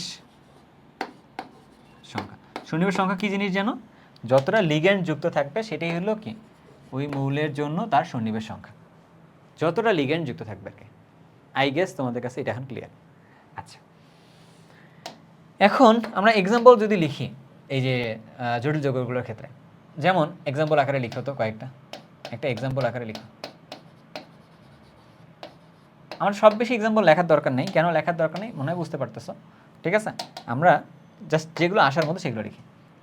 যেমন ধরো আমরা লিখলাম হচ্ছে, এইটা তো সবচেয়ে বেশি কমন তাই না, FeCN6, তাই না? জটিল যৌগ না জটিল আয়ন লিখবা, জটিল আয়নগুলো জটিল যৌগ গঠন করে আর কি। আমরা আয়ন আকারেই লিখি, ধরো আমরা আয়ন আকারেই লিখি, নাকি যৌগ আকারে লিখবো? ছোট মানুষ তো, যৌগ আকারেই লিখি তাহলে যদি তোমার সুবিধা হয় তাই। আমরা যৌগ আকারেই লিখি, ধরো K4FeCN6। 2 নম্বরে লিখলাম K3FeCN6। 3 নম্বরে লিখলাম FeCO5। 4 নম্বরে লিখলাম জিঙ্ক NH3, তার সাথে দিলাম 4, এখানে দিচ্ছি হচ্ছে সালফেট। ঠিক আছে, ওকে। তো মোটা দাগে এই 4টা পড়লে মোটা দাগে হয়ে যাবে। তবে আমরা আরেকটা লিখি এখানে CuNH3, তার সাথে দিলাম সালফেট। আমরা এই 5টা পড়ি জটিল যৌগগুলো। এগুলোর ক্ষেত্রে কী কী প্রশ্ন আসে এটা জানতে হবে না? হ্যাঁ, এদের ক্ষেত্রে কোয়েশ্চেনগুলো আসলে কী কী? 1, এদের গঠন প্রশ্ন আসে, এদের গঠন কেমন। 2, এখান থেকে চৌম্বক ধর্ম এদের কেমন আছে সেইটা। 3, এদের এখান থেকে ওদের হাইব্রিডাইজেশন কেমন আসে, এই প্রশ্নগুলো চাই। তাহলে কয়টা প্রশ্ন হয় এখান থেকে? 3টা প্রশ্ন হয়, 3 ধরনের প্রশ্ন হয় আমাদের কাছে। এই প্রত্যেকটা জিনিসের জন্য 3 ধরনের প্রশ্ন পড়াশোনা করতে হবে। একটু চ্যালেঞ্জ না? একটু তো চ্যালেঞ্জ। ওকে, তার মধ্যে একটা জিনিস আমি তোমাকে এখন বলবো না, সেটা গঠনটা বলবো না। হাইব্রিডাইজেশন বলবো, চৌম্বক বলবো, বা গঠনটা পরে আসবো আর কি, এখন বলবো না। ঠিক আছে, চলো আমি এক এক করে একটু আগে, আচ্ছা, আমরা শুরু করছিলাম কার জন্য যেন? আমরা শুরু করছিলাম হচ্ছে 1 নম্বরে। 1 নম্বরে কী যেন ছিল? K4FeCN6। তুমি চিন্তা করিও না যে খুব বড় হচ্ছে বা লেন্দি হচ্ছে না, এখান থেকে একটা সৃজনশীল থাকে। এই চ্যাপ্টার থেকে 3টা সৃজনশীল হয়, তার মধ্যে কি হইল, এই ডি ব্লক মৌলগুলোকে চিন্তা করে একটা সৃজনশীল থাকে। 2 নম্বরটা কি ছিল? K3FeCN6, এইটা একটা ছিল। 3 নম্বরে কি ছিল? FeCO5, এটা একটা ছিল। আমরা একবারে সবগুলোই করব। প্রথম কাজ কি? প্রথম কাজ হইল জারণ মান নির্ণয় করা। স্টেপ 1, প্রথম কাজ হইল জারণ মান নির্ণয় করবা। কার ক্ষেত্রে? আয়রনের ক্ষেত্রে। কার ক্ষেত্রে? আয়রনের ক্ষেত্রে। কার ক্ষেত্রে? আয়রনের ক্ষেত্রে। Cn এর জন্য চার্জটা হচ্ছে -1, তাহলে 6টার জন্য, আচ্ছা এক এক করে বলি। তাহলে এই পার্টটা কত? +4, এই পার্টটা কত? -4। তাহলে আয়রনের জন্য কত হবে? আয়রনের জন্য ধরলাম, আয়রনকে ধরছি আয়রন, Cn এর জন্য হচ্ছে -1, তাহলে আয়রন -6, -6 সমান কত? -4। তাহলে আয়রনের জারণ মান তাহলে কত আসলো? +2। ঠিক আছে, তাহলে আমরা একটা আয়রন পাইছি এখানে Fe2+। ঠিক সিমিলারভাবে এখানে বলতে হইতেছে এটা হচ্ছে +3, এটা হচ্ছে -3, তাহলে আয়রনটা নিছি, এখানে -6 সমান -3, অর্থাৎ আয়রনটা কত হইলো এখানে? আয়রন হইল +3, অর্থাৎ এমন একটা আয়রন পাইছি যার চার্জটা কত? Fe3+। এখানকার মধ্যে তাহলে কি হয়েছে? টোটালটার জন্য তো 0, কিছু পটাশিয়াম টাটাশিয়াম কিছু নাই, তাহলে টোটালটা যদি 0 হয় তাহলে আয়রন প্লাস কার্বন মনোঅক্সাইড, যেটা কার্বনিল মূলক, এটা কি আসলে 0। তাহলে কার্বনিল মূলক না, কার্বনিল লিগ্যান্ড যেটা, সেটা। তাহলে এটা ক্ষেত্রে তাহলে কত হচ্ছে? 0। তাহলে 5 + 5 × 0 করলে 0 সমান হইলো আবার 0। তাহলে আমি যে আয়রনটা এখানে পাইছি সেই আয়রনটা কত এখানে? 0। আমাদের কাজ হবে এই প্রত্যেকটা আয়রনের জন্য ইলেকট্রন বিন্যাস করে ফেলা। প্রথম কাজ হলো জারণ মান নির্ণয়, প্রথম কাজ। তারপরে কাজ কি? তারপরে কাজ হলো ইলেকট্রন বিন্যাস। তারপরে কাজ হলো ইলেকট্রন বিন্যাস, এটা 2 নম্বর কাজ। ইলেকট্রন বিন্যাস করে দেখো কি অবস্থা হয়। এটা করলে কি আসবে? 4s0 3d কত? 4s0 3d6। এখানে তাহলে কত আসবে? 4s0 3d5। এখানে তাহলে কত আসবে? 4s2 3d6। 2 নম্বর কাজটা তো হয়ে গেল। কাজগুলোকে মাথায় রাখতে হবে, একটা হচ্ছে জারণ মান নির্ণয় বলছি, একটা ইলেকট্রন বিন্যাস নির্ণয়টা লিখছে। এবারে তারপরে কাজটা হলো ডি অরবিটাল দিয়ে দেওয়া। তারপরে কাজটা কি দিবা? ডি অরবিটাল দিবা।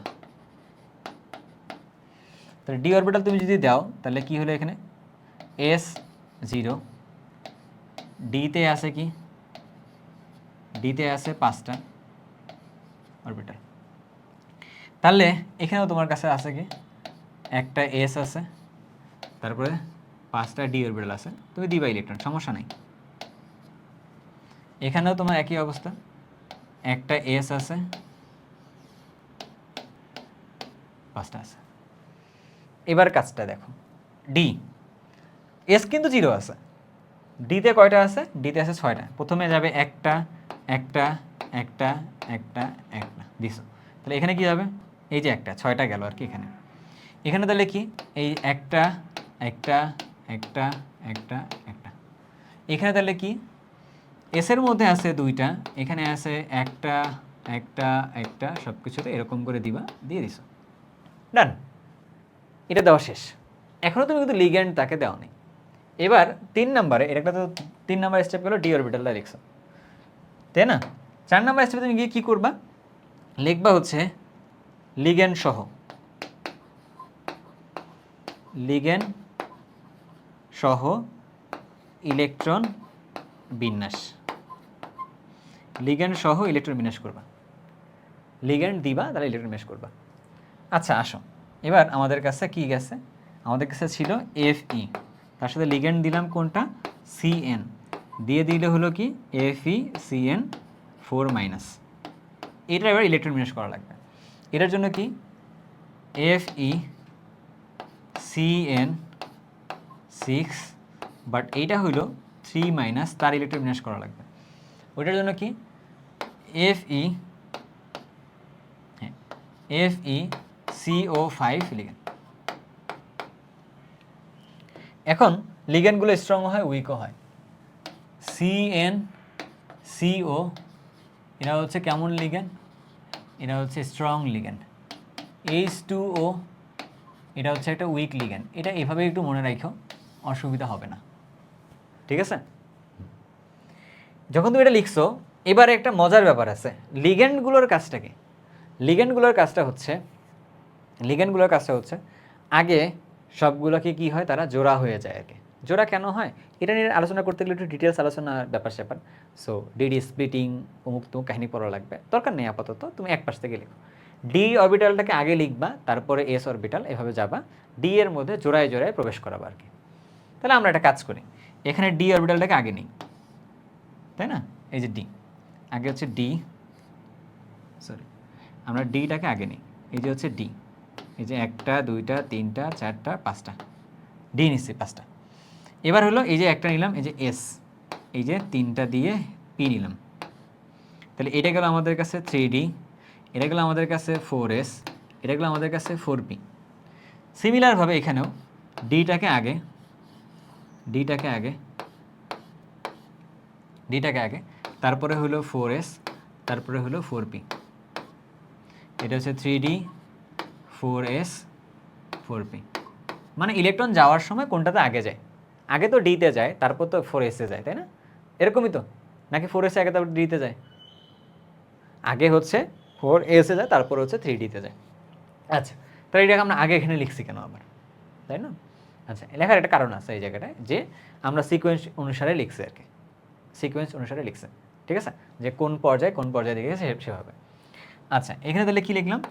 এখানে লিখলাম হচ্ছে 5টা ডি অরবিটাল, তারপরে হলো এই যে এস, তারপরে হলো 3টা পি, 1 2 3। ঘটনা কি ক্লিয়ার? ওকে। আচ্ছা, এখানে আবার লিখি নেই না, এই যে হচ্ছে 3D, এটা হলো 4S, এই যে হচ্ছে 4P। এবার তুমি কি কাজটা করতেছো?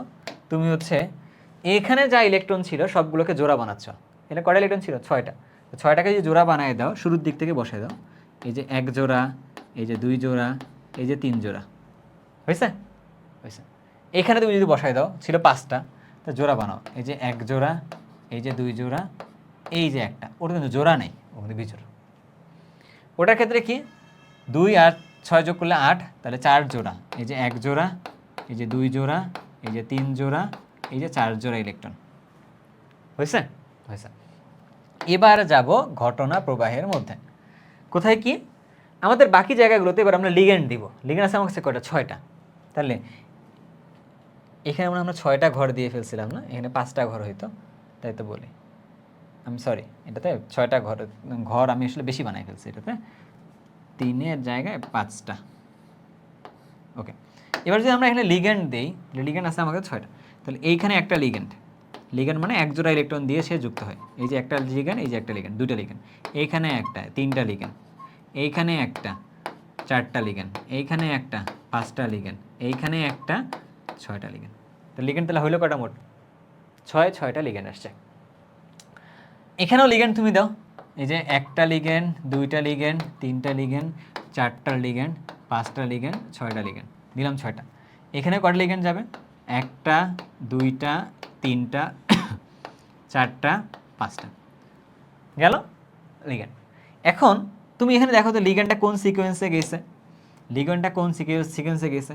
এই যে 2টা ডি, তার মানে D2, কয়টা এস? একটা এস, কয়টা পি? 3টা পি, D2sp3, D2sp3। এটা হচ্ছে তার কি? এটা হচ্ছে ওর হাইব্রিডাইজেশন, এটা হচ্ছে তার হাইব্রিডাইজেশন। যে সিকোয়েন্সে লিগ্যান্ডটা প্রবেশ করাইছো ওই সিকোয়েন্সটাই লেখা লাগবে, যে সিকোয়েন্সটা লিগ্যান্ড প্রবেশ করাইছো সেটাই লেখা লাগবে আর কি। তাহলে কি হলো? D2sp3। এখানে তাহলে কেমন হবে এটা বলো? এটার জন্য তাহলে কি হবে? D2sp3 এটা হতেও হবে, কারণ 2টা ডি, এই 2টা ডি, একটা এস, 3টা পি, D2sp3। এটার জন্য তাহলে কি হবে? একটা ডি, একটা এস, 3টা পি, তাহলে কি হবে? DSP3। বুঝছো? তাহলে আমাদের কাছে হাইব্রিডাইজেশনটা ডান। এবার কী হবে এখানে চৌম্বক ধর্ম আর কি। চৌম্বক ধর্মের মধ্যে একটা ব্যাপার স্যাপার আছে, যে কী ব্যাপার স্যাপার সেটা জানো? যদি বিজোড় ইলেকট্রন থাকে তাহলে প্যারাচুম্বক, আর যদি জোড়া থাকে তাহলে হচ্ছে ডায়াচুম্বক। কি বলছি ঘটনাটা? ঘটনাটা হচ্ছে এরকম, বিজোড় ইলেকট্রন হইলে প্যারা, আর জোড় ইলেকট্রন হইলে ডায়া। ওকে, এখন এই জায়গাটায় তোমাকে একটু সাবধানতার সাথে দেখতে হবে। তুমি সবার শেষেরটা দেখবা, এটা বেশ করে দেখলে এখানে কি সবার তিনটাই দেখো জোড়া, বিজোড় আছে একটাও নাই। তাহলে এখানকার চৌম্বক ধর্মটা কেমন? তাহলে এখানকার চৌম্বক ধর্ম হচ্ছে ডায়া প্রকৃতির, ডায়াম্যাগনেটিক। এটারটার জন্য তাহলে কেমন? এই যে একটা বিজোড় আছে, তাহলে এটা কেমন? তাহলে এইটা হবে হচ্ছে প্যারাম্যাগনেটিক। এখানে সবগুলোই জোড়, তাহলে এটা কেমন হবে? তাহলে এটা হবে তাহলে ডায়াম্যাগনেটিক। তাহলে কোনটা প্যারা কোনটা ডায়া, ব্যাপারটা ক্লিয়ার হয়েছে এবার? ঠিক এইভাবেই লেখা লাগবে, ঠিক আছে? তো ভাইয়া তোমার আগের স্লাইডে এটাই বলে আসছিলাম যে প্রত্যেকটার জন্য আমরা এটা দেখলাম, আমরা এটা দেখলাম, এদেরকে চৌম্বক ধর্ম দেখছি, হাইব্রিডাইজেশন দেখছি, গঠনটা পরে বাকি আছে ওইটা, এই যে এইটা আছে, এটা আছে। ওকে, চলো একটু দেখি। বাকি আছে 4 নাম্বারটা, জিঙ্ক NH3 4 সালফেট। আর কি নিছিলাম? 5 নাম্বারটা কপার NH3 4, তার সাথে দিয়েছি সালফেট। আগে কিন্তু তোমাকে সিরিয়াল ওয়াইজ লিখে দিয়ে আসছিলাম ভাইয়া, যে কেমন করে কোনটা লিখতে হবে। এই জায়গায় একটু খেয়াল করে দেখো, এই জায়গায় 4টা তোমার সিরিয়াল বলছিলাম আর কি। জারণ মান, ইলেকট্রন বিন্যাস, ডি অরবিটাল বের কর, ইলেকট্রন বিন্যাস, লিগ্যান্ড সহ ইলেকট্রন বিন্যাসটা কেমন হবে সেখানে। এই 4টা স্টেপে তুমি যাও, তারপরে তুমি তোমাদের যা খুশি তুমি বের করতে পারবা। বুঝছো?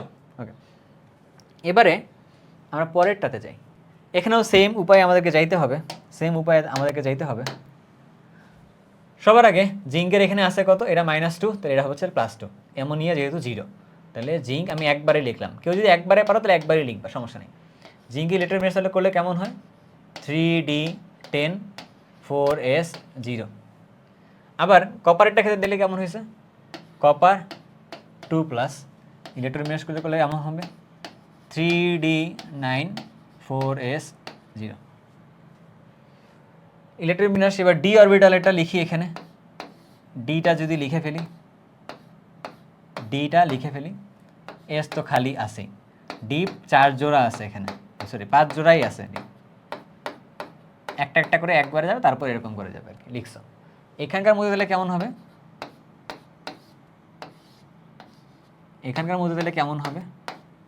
এখানকার মধ্যে হবে হচ্ছে একটা বিজোড় থাকবে, সেখানে একটা বিজোড় আছে, তাই না? এটা গেল নর্মালটা। এবার আমরা একে লিগ্যান্ড সহ বিক্রিয়া দিব। লিগ্যান্ড সহ তুমি চাইলে কিন্তু লাইনগুলো ছোট করতে পারবা, তুমি চাইলে আবার বুঝে করতে গেলে আগে যেভাবে লিখছে ওভাবে লিখতে পারবা। একই কিন্তু কথা, কিছু কথা মাথায় লেখা, কিছু কাজ খাতায় লেখা, ঠিক আছে? সব কিছু আবার মাথায় লিখে দিয়ে আসবা না, তাহলে মাথায় সব কিছু লিখে দিলে স্যারও আমার মাথায় মার্ক দিল, খাতায় লিখতে স্যারও ভুলে গেল, তাহলে খুবই বিপদে পড়ে যাবে আবার আর কি। হ্যাঁ, সো মাথায় যদি মার্ক দিয়ে ফেলে তাহলে ওইটা আবার তোমার বাসা পর্যন্ত আসবে না, তাহলে আবার বিপদে চলে যাবে না। তুমি কী করতে হবে? সবগুলো শুধু মাথায় রাখবে না, কিছু খাতায়ও লিখবা, তাহলে স্যারও কিছু মার্ক খাতায় দিবে আর কি। তুমি যদি এরকম করে দাও তাহলে তখন কি হলো? আমাদের কিন্তু ডি অরবিটাল এখানে পূর্ণ অবস্থাতেই আছে। ডি অরবিটাল সবগুলোতে মধ্যে 2টা করে ইলেকট্রন আছে, ডিতে সবগুলো জায়গায় 2টা করে ইলেকট্রন আছে। এবার এই যে একটা এস আর 3টা পি, একটা এস 3টা পি, এখানে একটা লিগ্যান্ড, এইখানে একটা লিগ্যান্ড, এইখানে একটা লিগ্যান্ড, এইখানে একটা লিগ্যান্ড, তাহলে এটা ছিল 4s, এটা ছিল 4p। তাহলে কি হলো হাইব্রিডাইজেশনটা এখান থেকে? তাহলে হাইব্রিডাইজেশনটা এখানে দাঁড়াইলো sp3। তাহলে এখান থেকে চৌম্বক ধর্ম তাহলে কেমন হবে? চৌম্বক ধর্মটা তাহলে এটার জন্য কি সবগুলো বিজোড় না? তাহলে এটা হচ্ছে ডায়া, তাহলে এটা ডায়াম্যাগনেটিক আর কি। বুঝছো? এবার তাহলে এখানে দেখি কি অবস্থা করছে কপারের। এখানে তাহলে কপারের সাথেও আমরা এখানে লিগ্যান্ড দিলাম 4টা এখানে লিগ্যান্ড দিয়েছি। এটা একটু না ঝামেলাপূর্ণ? হ্যাঁ। তাহলে দেওয়ার সময় আমাদের কাছে 4s এরকম আছে, এই পাশে আবার 4dটাও লিখে রাখতেছে, ঠিক আছে? এরকম কেন লিখে রাখতেছে? কারণ আছে। তাহলে এখানে 4টা এরকম, সহজ করে বলতেছি, জটিল করতেছি না। এই একটা বিজোড় আছে, ওই বিজোড়ের জন্য এখানকার জায়গাটাও খালি রাখতেছ, ওইটার জন্য হচ্ছে কি এইটাও খালি রাখতেছ। যে এই ইলেকট্রন ডিতেও যেমন থাকার কথা, পিতেও থাকার পসিবিলিটিস আছে, দ্যাট ইজ ওয়াই এটা বইয়ের কথা কিছু জায়গার থেকে, যে যার জন্য যদি পিতে আবার থাকতো তখন কপার 3+ যৌগ থাকতে হইতো, বাট কপার 3+ কোনো যৌগ আসলে এক্সিস্ট করে না। তার মানে কি এখানেও আসলে তার থাকার পসিবিলিটিস আছে, বাট এটা আসলে কমপ্লিটলি এখানে থাকে না, আবার এখানেও কমপ্লিটলি সে না। তার মানে কি তার জন্য দুইটা জায়গা আসলে ব্লক করছে আর কি। তাহলে কি হলো, এবার 4টা লিগ্যান্ড দিই, এই একটা লিগ্যান্ড, এই একটা লিগ্যান্ড, এই একটা লিগ্যান্ড, এই একটা লিগ্যান্ড।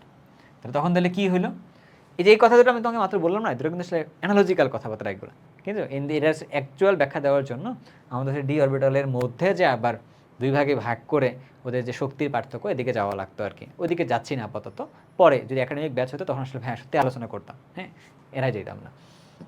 এই জায়গাতে আসি, তাহলে কী হইলো, একটা এস, দুইটা পি আর একটা ডি। তাহলে কী হলো এটার জন্য, sp2d, এটা হচ্ছে তার হাইব্রিডাইজেশন, এটা হচ্ছে তার হাইব্রিডাইজেশন। তার চৌম্বক ধর্ম তাহলে কেমন হবে, চৌম্বক ধর্ম তাহলে কেমন হবে, এই একটা বিজোড় আছে, তাহলে এটা তাহলে কেমন হবে, তাহলে এটা হচ্ছে প্যারা প্রকৃতির হবে আর কি। চৌম্বক ধর্ম হচ্ছে প্যারা প্রকৃতির, বুঝতে পারছো? তাহলে তোমার কাছে কী কী হলো এই যৌগটার ক্ষেত্রে? তুমি দেখলাম মনে হয় জটিল যৌগটা পড়ে ফেলছো, তুমি এখান থেকে চৌম্বক ধর্মও কিছুটা পড়ে ফেলছো।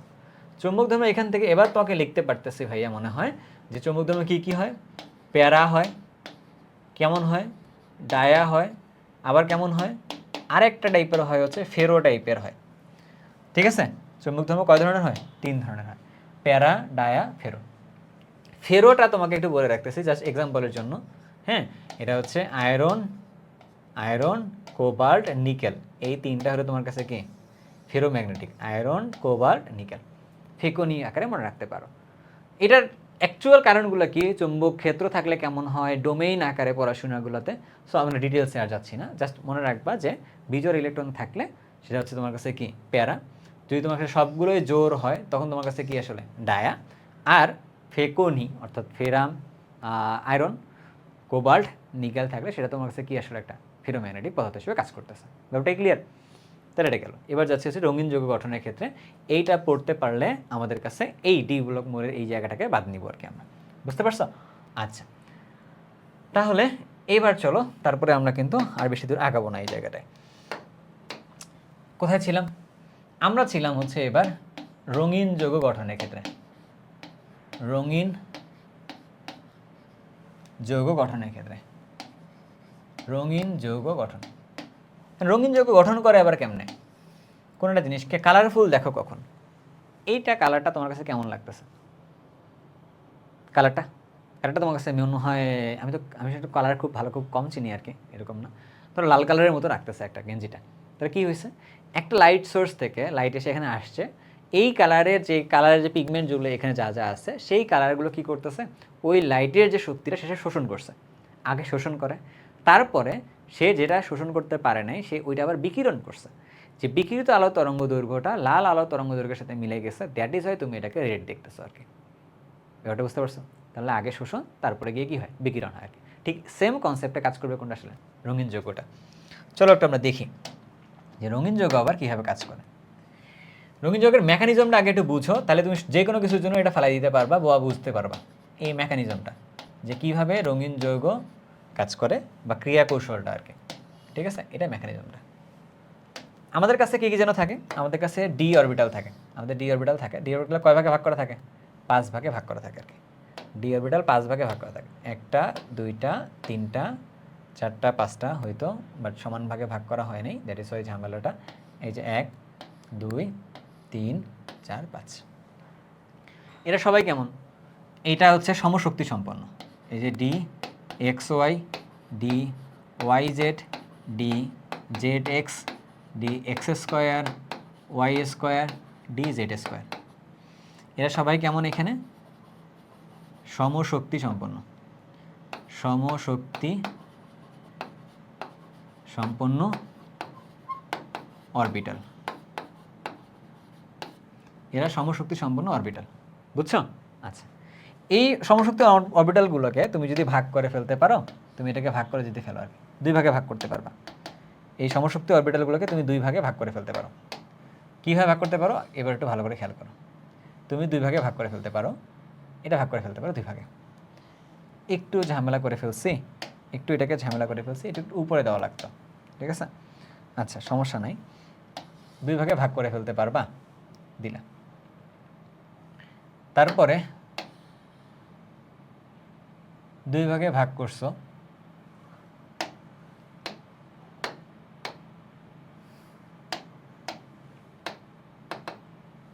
আচ্ছা সমস্যা নাই, আমরা আরেকটা ঘরে নিয়ে এখান থেকে, নাটক করার দরকার নেই ওর সাথে, গেল। তো এবার এখানে গেল উপরে দুইটা, নিচের মধ্যে আসলো হচ্ছে তিনটা। নিচের তিনটা কোনগুলা? D X Y, D Y Z, D Z X. এটা কোনটা? D X square Y square D Z square. উপরের দিকেরগুলোর শক্তি বেশি। কিসের ভিত্তিতে ভাগ করছি এদের? শক্তির ভিত্তিতে ভাগ করছি। কার শক্তি বেশি? উপরেগুলোর শক্তি বেশি। উপরেগুলোকে একটা নামে ডাকা হয়, এদেরকে বলা হয় ইজি, ইভেনলি জেরাড, টি টু জি, ট্রিপলি জেরাড। জি মানে হচ্ছে জেরাড, জেরাড মানে হচ্ছে কেমন সমশক্তি সম্পন্ন, এরকম কথা বলতেছে আর কি। আচ্ছা, এখন আমরা দুই ভাগে ভাগ করছি এদেরকে। এখন এদের মধ্যে কি হয়েছে, এদের মধ্যে একটা শক্তির পার্থক্য দেখা দিছে কিনা, এদের মধ্যে একটা শক্তির পার্থক্য দেখা দিছে কিনা, এই শক্তির পার্থক্যটাকে কি দিয়ে বলা হয়?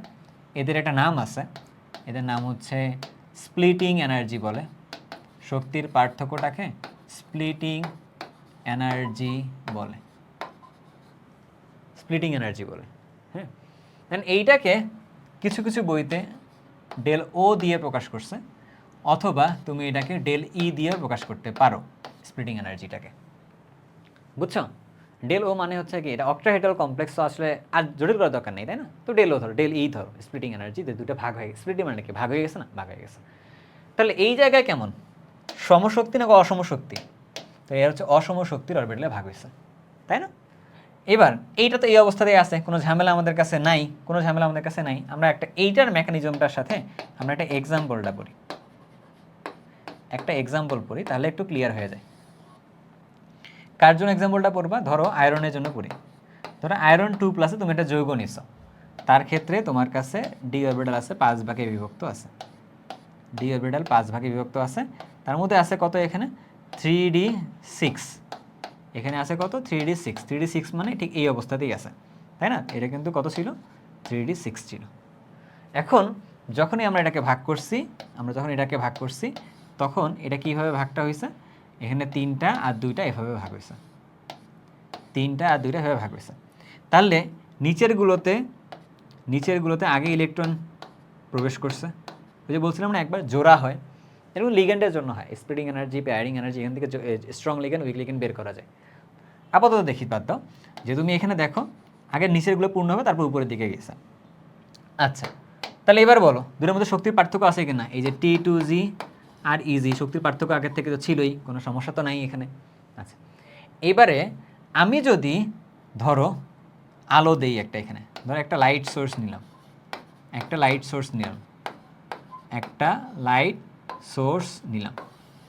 সেই লাইট সোর্স থেকে একটা লাইট এসে T2Gর মধ্যে পড়ছে। তাহলে T2Gর মধ্যে যদি পড়ে, তাহলে এটার অবস্থাটা কেমন হবে বলো তো? T2Gর মধ্যে যদি পড়ে, তাহলে এটার অবস্থাটা কেমন হবে? তাহলে এখান থেকে ইলেকট্রন ট্রাভেল করে কোথায় যাবে?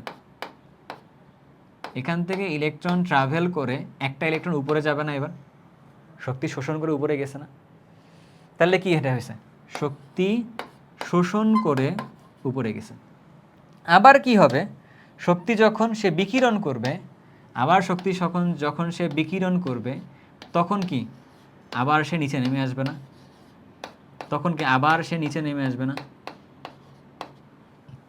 আবার কি হবে তখন? তখন আবার সে বিকিরণ করবে। বুঝছো?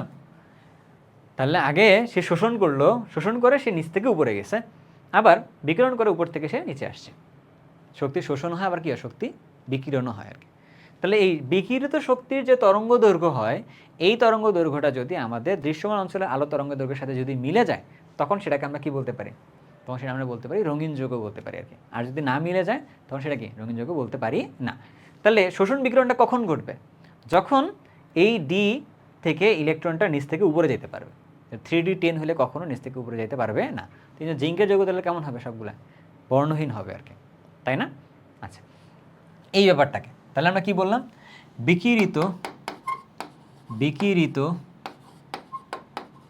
বিকিরিত শক্তি যেটা হবে সেটার নাম দিলাম ডেল ই, একই পরিমাণ শক্তি। তাহলে এই সি ডিভাইডেড বাই ল্যামডা। এই ল্যামডা কি হইতে পারে? ল্যামডা কি হইতে পারে? ল্যামডা যদি 380 থেকে 780, না ওইটা 780 ন্যানোমিটার এর মধ্যে হলে তখন তাকে আমরা রঙিন যৌগ বলতে পারি আর কি। বুঝছো? আচ্ছা, এটাগুলো একটা ব্যাপার স্যাপার। আরেকটা শর্টকাটের মতো একটা ব্যাপার স্যাপার একটা আছে। শর্টকাটের মতো একটা ব্যাপার স্যাপার আছে, এটাকে কমপ্লিমেন্টারি কালার কনসেপ্ট বলে। কমপ্লিমেন্টারি কালার কনসেপ্টে এটাতে কীভাবে শর্টকাটটা কাজ করে? কাজ করা হচ্ছে এরকম। কালার আছে মোট কয়টা? কালার আছে মোট কয়টা? কালার আছে মোট হচ্ছে আমাদের কাছে 7টা কালার আছে। তো 7টা যদি কালার থাকে, তাহলে একটা কাজ করো, এই বৃত্ত একটা নিয়ে এটাকে ভাগ করো। বৃত্তটাকে ভাগ করো হচ্ছে কয় ভাগে ভাগ করবা? বৃত্তটাকে ভাগ করবা হচ্ছে 6 ভাগে ভাগ করবা, সমান 6টা ভাগে ভাগ করবা আর কি বৃত্তটাকে। অ্যান্ড বৃত্তটাকে তুমি যখন সমান 6টা ভাগে ভাগ করবা,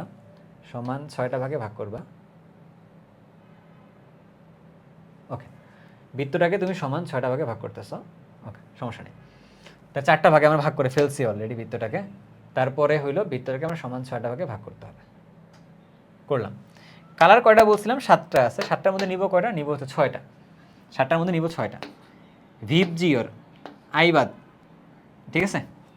ভিভ জি ওর VIB হইতো না, আই বাদ।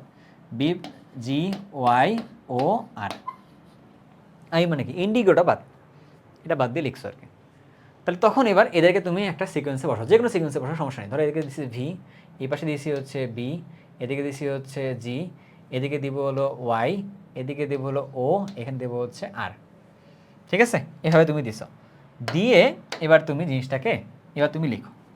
যদি শোষণ হয়, শোষণ হবে একটা, তারপরে কি হবে সেখানে? আবার সেখানে হচ্ছে বিকিরণ হবে। শোষণ হলেই বিকিরণ হবে। ধরো শোষণ করছে হচ্ছে রেড, তাহলে রেড ধরো যে শোষণ করছে, তাহলে কি জি যেটা আছে না ওর উল্টা পাশেরটা ওইটা দেখাবে আর কি। তাহলে তখন জি বিকিরণ করবে। জি মানে কি? গ্রিন বিকিরণ করবে।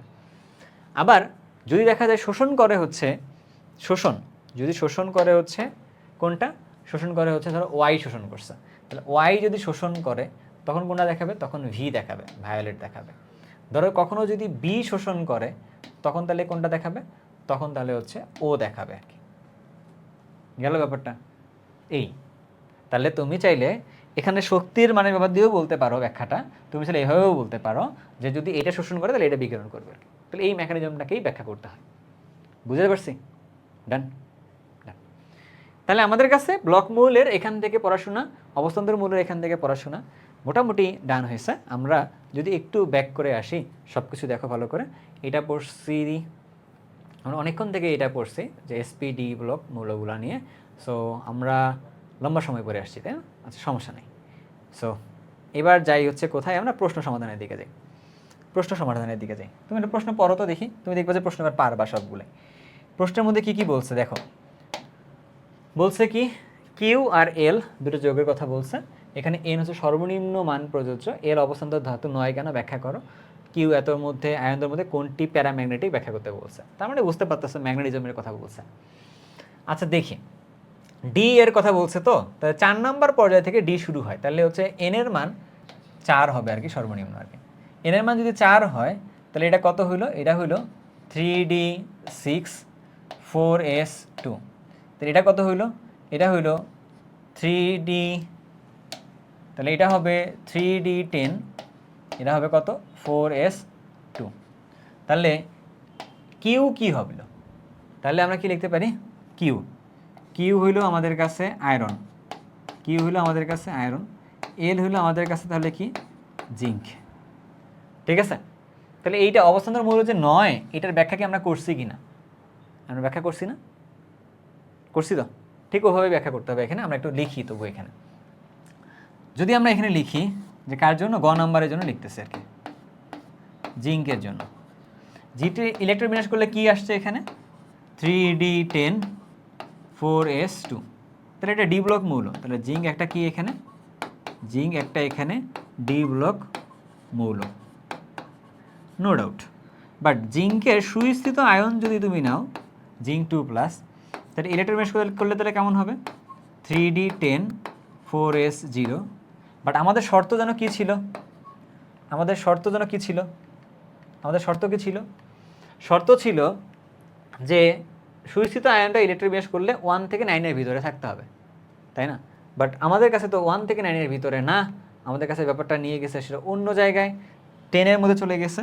তার মানে কি এটা আসলে, তার মানে শর্তটা ব্রেক করছে আর কি। তার মানে কি, যেহেতু যেহেতু যেহেতু 3D 1 থেকে 9-এর মধ্যে নয়, তাই জিঙ্ক অবস্থান্তর মৌল না, অবস্থান্তর মৌল নয়। সুস্থিত আয়নের ইলেকট্রন বিন্যাস দিয়ে কিন্তু কথা বলতে হবে আর কি। আই গেস তোমার কাছে ব্যাপারটা ক্লিয়ার হয়েছে এখন, তুমি আগেও ক্লিয়ার ছিলা। এবার ঘ নাম্বারের মধ্যে যাই। কিউ এর এত এবং এত আয়নের মধ্যে কোনটা প্যারাম্যাগনেটিক? তোমার কি মনে হয় আমি লিখবো? লেখা উচিত না। কেন? আমি তোমাকে আগে এইটাই করাইছিলাম, তাই না? আগে আমি তোমার এটাই করাইছিলাম, FeCN3-, এটার জন্য কী করছি FeCN4-। ঠিক আছে, FeCN4-। আচ্ছা, তো এখানে আমি যদি তোমার এই জায়গার মধ্যে নিয়ে আসি ইলেকট্রন বিন্যাসটার কথা, তুমি একটু খেয়াল করে দেখো কি ছিল এখানে। এখানে ছিল এরকম একটা বিজোড় ছিল, আমি দেখাবো একটু পরে, সমস্যা নেই।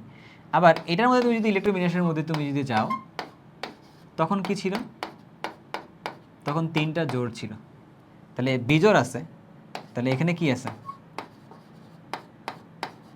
বিজোড় ইলেকট্রন আছে, তার মানে এটা তোমার কাছে কি, এটা হচ্ছে প্যারা।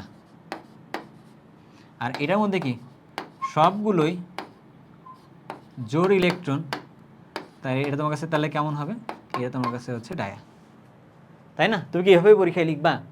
মোটেও না। তুমি পরীক্ষায় লিখবা কেমনে? তুমি পরীক্ষায় লিখবা হচ্ছে এই মডেলে লিখবা। এখন তুমি একটু খেয়াল করে দেখো মিলাতে পারছো কিনা।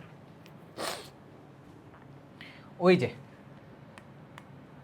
আচ্ছা একটু খেয়াল করে দেখো এই যে এই জায়গাটা দিয়ে, যে এই যে FeCN6 FeCN6 3-, 4-, একটা।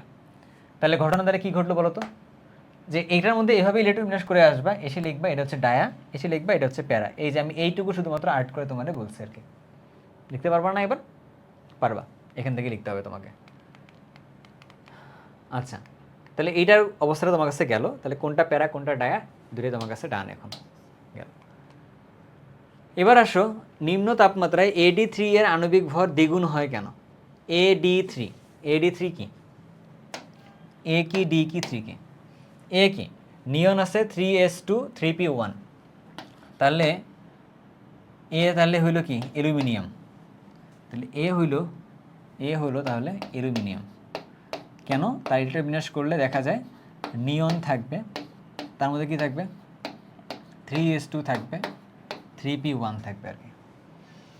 আচ্ছা, এটা গেল। তাহলে ডি কি আসলে তাহলে দেখি। তাহলে ডি হইল তাহলে ক্লোরিন। কেন ক্লোরিন? এখানে নিয়ন থাকবে, তার সাথে কি থাকবে 3s2 থাকবে, 3p5 থাকবে আর কি। AD3 এটা মানে কি AlCl3 এল আণবিক ভর দ্বিগুণ হয় নিম্ন তাপমাত্রায়, কিন্তু কেন? আচ্ছা, নিম্ন তাপমাত্রায় নিম্ন তাপমাত্রায় AlCl3 Al2Cl6 ডাইমার গঠন করে, ডাইমার গঠন করে, তাই না? তাহলে এর ভর যত হবে, ডাইমার গঠন করা মানে এর তাহলে কি দ্বিগুণ হবে। তাহলে এইখানে ওর ডাইমারের গঠনটা তুমি একটু লিখে দিলা, এর ডাইমারের গঠনটা তুমি একটু লিখে দিলা।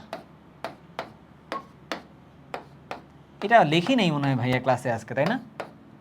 এটা ভাইয়া মনে হয় লিখে নেই, আসলে ভাইয়া পারে না তো এই জন্য ভাই এটা লিখে নেই, তাই না? এরকম ডাইমার, তাহলে একটা অংশের ভর যত আরেকটা অংশের ভর কি তার দ্বিগুণ হয়েছে আর কি। এই ব্যাখ্যাটা এখানে চাইছে, এটা লিখে আসছি না আমরা? আসো দেখি লিখে আসছে কিনা। অবশ্যই লিখে আসছি আমরা, কিন্তু আমরা মনে হয় ভুলে যাইতেছি। এই যে ডাইমারের গঠনটাও লিখে দেওয়া আছে, তাই না ভাইয়া? এইখান থেকে প্রশ্ন হয়েছে আর কি। ডান। এবার যাই হচ্ছে পরের প্রশ্নের দিকে। পরের প্রশ্নের দিকে কি বলছে দেখি। পরের প্রশ্নের দিকে কি বলছে যে এ এত, ই এত, ডি এত, এখানে এন হচ্ছে 3। তাহলে তখন কি বলছে, এ আর ই দ্বিধনাত্মক আয়ন গঠনের সম্ভাব্যতা ব্যাখ্যা করো। এ ডি কি পানিতে দ্রবীভূত হবে? আচ্ছা দেখি, আগে দেখি এ বি সি ডি এগুলো কি আর কি। আসলে আমরা ছোট মানুষের মতো অ্যান্সার করতে আছে। এ কি? NS1, তাহলে 3S1, তার মানে হচ্ছে এটা হলো সোডিয়াম, এ হলো সোডিয়াম। ই কি? ই হচ্ছে 3S2, তাহলে ই হইল আমাদের কাছে ম্যাগনেসিয়াম। ডি আমাদের কাছে কি? ডি হলো আমাদের কাছে ক্লোরিন। পাইছে। এবার প্রশ্ন আসো, গ নাম্বারে কি প্রশ্ন করছে? গ নাম্বার প্রশ্ন হচ্ছে এ ও ই দ্বিধনাত্মক আয়ন গঠনের সম্ভাব্যতা যাচাই করো। আচ্ছা, সোডিয়াম, সোডিয়াম সোডিয়াম প্লাস গঠন করতে পারে। ম্যাগনেসিয়াম, ম্যাগনেসিয়াম প্লাসও হয়, আবার ম্যাগনেসিয়াম 2+ হয়, তাই না? হ্যাঁ, তার মানে কি এইটা সম্ভব, কিন্তু এখান থেকে Na2+ সম্ভব না। কেন? কারণ এটার ক্ষেত্রে তখন অনেক বেশি শক্তির প্রয়োজন পড়বে আর কি। এটার জন্য শক্তি অনেক বেশি দরকার হবে। এই জন্য কি আসলে এটা সম্ভব না, এটা শক্তি, এটা সম্ভব। ঠিক আছে, এতটুকু লিখলেই হবে আর কি। আচ্ছা, এটা যদি আয়নিকরণ শক্তির ওই জায়গাটায় আসলে আরও বেটার হইতো, খুব সহজে অ্যান্সার করা যাইতো। তবু আমরা আরেকবার ফিরবো না হয় ওখানে যাওয়ার পরে। এডি কি পানিতে দ্রবীভূত হবে? আচ্ছা, সোডিয়াম ক্লোরাইড কি পানিতে দ্রবীভূত হবে কিনা? সোডিয়াম ক্লোরাইড যখন পানিতে দিচ্ছ তখন কি হয়, Na+Cl- আকারে তৈরি করে, চারপাশে এটার পানি থাকে। অবশ্যই এটা পানিতে দ্রবীভূত হবে, অবশ্যই। কীভাবে তৈরি হবে? Na+ আর Cl- এর চারপাশে পানির অণুগুলো জমা পড়ে থাকবে আর কি। পানির অণুর মধ্যে কি আছে? OH আছে না? তাহলে পানির অণুর মধ্যে OH আছে, OH না সরি অক্সিজেন আছে। তাহলে অক্সিজেনের প্রান্ত মানে নেগেটিভ প্রান্ত, তাহলে নেগেটিভ প্রান্তগুলো সোডিয়ামকে ঘিরে থাকবে, নেগেটিভ প্রান্তগুলো সোডিয়ামকে ঘিরে থাকবে, নেগেটিভ প্রান্তগুলো সোডিয়ামকে ঘিরে থাকবে। কয়টা পানির অণু থাকবে এখানে? পানির অণু থাকবে হচ্ছে 6টা, পানির অণু থাকবে 6টা। এই যে হচ্ছে negative, delta minus, delta minus, delta minus, delta minus, delta minus, delta minus, এভাবে সে দ্রবীভূত অবস্থায় থাকবে। Cl- চারপাশেও একইভাবে পানির অণুগুলো থাকবে, বাট এইখানে এবার হাইড্রোজেনগুলো তার চারপাশে থাকবে। হাইড্রোজেন থাকবে এখানে কয়টা? 6টা হাইড্রোজেন থাকবে। হাইড্রোজেন থাকবে এখানে কয়টা? 6টা হাইড্রোজেন থাকবে, এবং ডেল্টা প্লাসগুলো তার চারপাশে থাকবে, ডেল্টা প্লাসগুলো তার চারপাশে থাকবে, ডেল্টা প্লাসগুলো তার চারপাশে থাকবে। ঠিক আছে, তাহলে Cl- এর চারপাশেও 6টা পানির অণু থাকবে, 6টা পানির অণু থাকবে। এখানে তারা সবাই একে পানির অণুটা এই সোডিয়াম ক্লোরাইডটাকে ভেঙে এখানে দ্রবীভূত বা আয়নিত অবস্থায় থাকবে আর কি। ঠিক আছে, এরকম ব্যাখ্যাটা চেয়েছে এখান থেকে। ক্লিয়ার? পর্যায় সারণীর চতুর্থ পর্যায়ের মৌল দুইটা এ ও বি এর বহিঃস্থ ইলেকট্রন বিন্যাস দেওয়া আছে। আচ্ছা, মানলাম। এ এর ক্ষেত্রে দেওয়া আছে কি চতুর্থ পর্যায়ে বলছে, তো তাহলে 3D10 4s1। তাহলে আমরা আগেই বলে রাখি, এ হইল আমাদের কাছে কপার, বি আমাদের কাছে কি? বি হইল আমাদের কাছে স্ক্যান্ডিনিয়াম। কেন? 3D1 4s2 তাই। এ মৌল দ্বারা গঠিত যৌগটি জটিল আয়ন গঠন করে, ব্যাখ্যা করো। হ্যাঁ, আচ্ছা, এ দ্বারা কপারের সাথে কপার সালফেট এইটা একটা জটিল আয়ন বলছে না যৌগ, যৌগ বলছে, ব্যাখ্যা করতে বলছে আর কি, যেটার ক্ষেত্রে আমরা হাইব্রিডাইজেশন বের করে আসছিলাম sp2, এটা বের করে আসছিলাম, তাই না? যৌগের গঠন ব্যাখ্যা করো, sp2d এরকম আসছে আর কি। এই গঠনটা দেখতে কেমন হয়? এই গঠনটা দেখতে হয় হচ্ছে সমতলীয় বর্গাকার গঠন হয় আর কি, সমতলীয় বর্গাকার। আমি তোমাদের গঠন দেখাইনি বলে অনেকে মন খারাপ করে আসো, সমস্যা নেই, হাইব্রিডাইজেশন দেখানোর সময় গঠনটা একটু দেখাই দিব না আর কি ভাইয়া, ঠিক আছে? ওকে, তো এইটার ব্যাখ্যাটাও লিখতেছি না ভাইয়া। কেন লিখতেছে না ভাইয়া? লিখতেছে না কারণ ভাইয়া এইটাও লিখে আসছি। কোথায় লিখছি? এই যে এটা কিন্তু আমরা লিখে আসছিলাম, এইটার মধ্যে এইভাবে লিখবা, তারপর এখান থেকে এইভাবে লিখবা, এই যে এটা হাইব্রিডাইজেশন পর্যন্ত আসছো, sp2d আকারে আসছো, এরপরে তুমি এসে ওর গঠনটার নাম লিখে দিলে কি সমতলীয় বর্গাকার, ঠিক আছে? এতটুকু, এই যে এইভাবে লিখে লিখে লিখে আসবা। ওকে, তাহলে এটা গেল। এবার আসি কত নাম্বারের মধ্যে? ঘ নাম্বারের মধ্যে আসতেছে। উদ্দীপকের এ মৌলটি রঙিন যৌগ গঠন করলেও বি মৌলটি রঙিন যৌগ গঠন করে না কেন? কারণ আছে, কপার 2+ হয়। তাহলে এখানের মধ্যে যদি আমরা, এটার মধ্যে যদি আমরা ভেঙে লিখি 5টা ভাগে ভাগ করছে, সেই 5টা ভাগে ভাগ করার পরে এটাকে 2 ভাগে ভাগ করছে, এটাকে 2 ভাগে ভাগ করছে, তাহলে তখন তাহলে কি হইল? এখানে যাবে হচ্ছে 3টা, 3 দুগুণে 6টা, এই যে 7টা, এখানে আছে হচ্ছে 1টা। এটা হচ্ছে এটার জন্য, এটা হচ্ছে এটার জন্য, কপারের জন্য। বাট স্ক্যান্ডিনিয়াম 3+ জন্য যদি আমরা চিন্তা ভাবনা করে দেখি, এখানে ডিতে তো ইলেকট্রনই নাই, ডি তো খালি, তো আবার শোষণ বিকিরণ হবে কোথা থেকে? তাহলে এখানে এখানে এখানে ডি এর ইলেকট্রন শক্তি শোষণ করে বিকিরণ হইতে পারবে, বিকিরণ হবে, তাই জন্য এটা রঙিন, ঠিক আছে? আচ্ছা, আর এখানের মধ্যে কি ডিতে ইলেকট্রন নাই, সো শোষণ বা বিকিরণও নাই। তার মানে কি এখান থেকে বর্ণ দেখা যাবে না। তাহলে একটা হলো রঙিন যৌগ গঠন করবে, একটা রঙিন যৌগ গঠন করবে না। অর্থাৎ ফলে এটা কেমন? ফলে এটা রঙিন, বাট ওটা রঙিন না, ঠিক আছে? এই ব্যাখ্যাটা। এবার আসি পারমাণবিক সংখ্যার ভিত্তিতে প্রথম অবস্থান্তর মৌল কোনটা? প্রথম যদি চিন্তা ভাবনা করি, আমরা যদি নেই স্ক্যান্ডিনিয়াম ডি ব্লক মৌল, তারপরে টাইটানিয়াম, তারপরে ভ্যানাডিয়াম, সো অন। বাট স্ক্যান্ডিনিয়াম অবস্থান্তর মৌল না, বাট টাইটানিয়াম অবস্থান্তর মৌল আমরা শুরুর দিকেও দেখে আসছি, তাই না? তাহলে সেটা কোনটা হবে?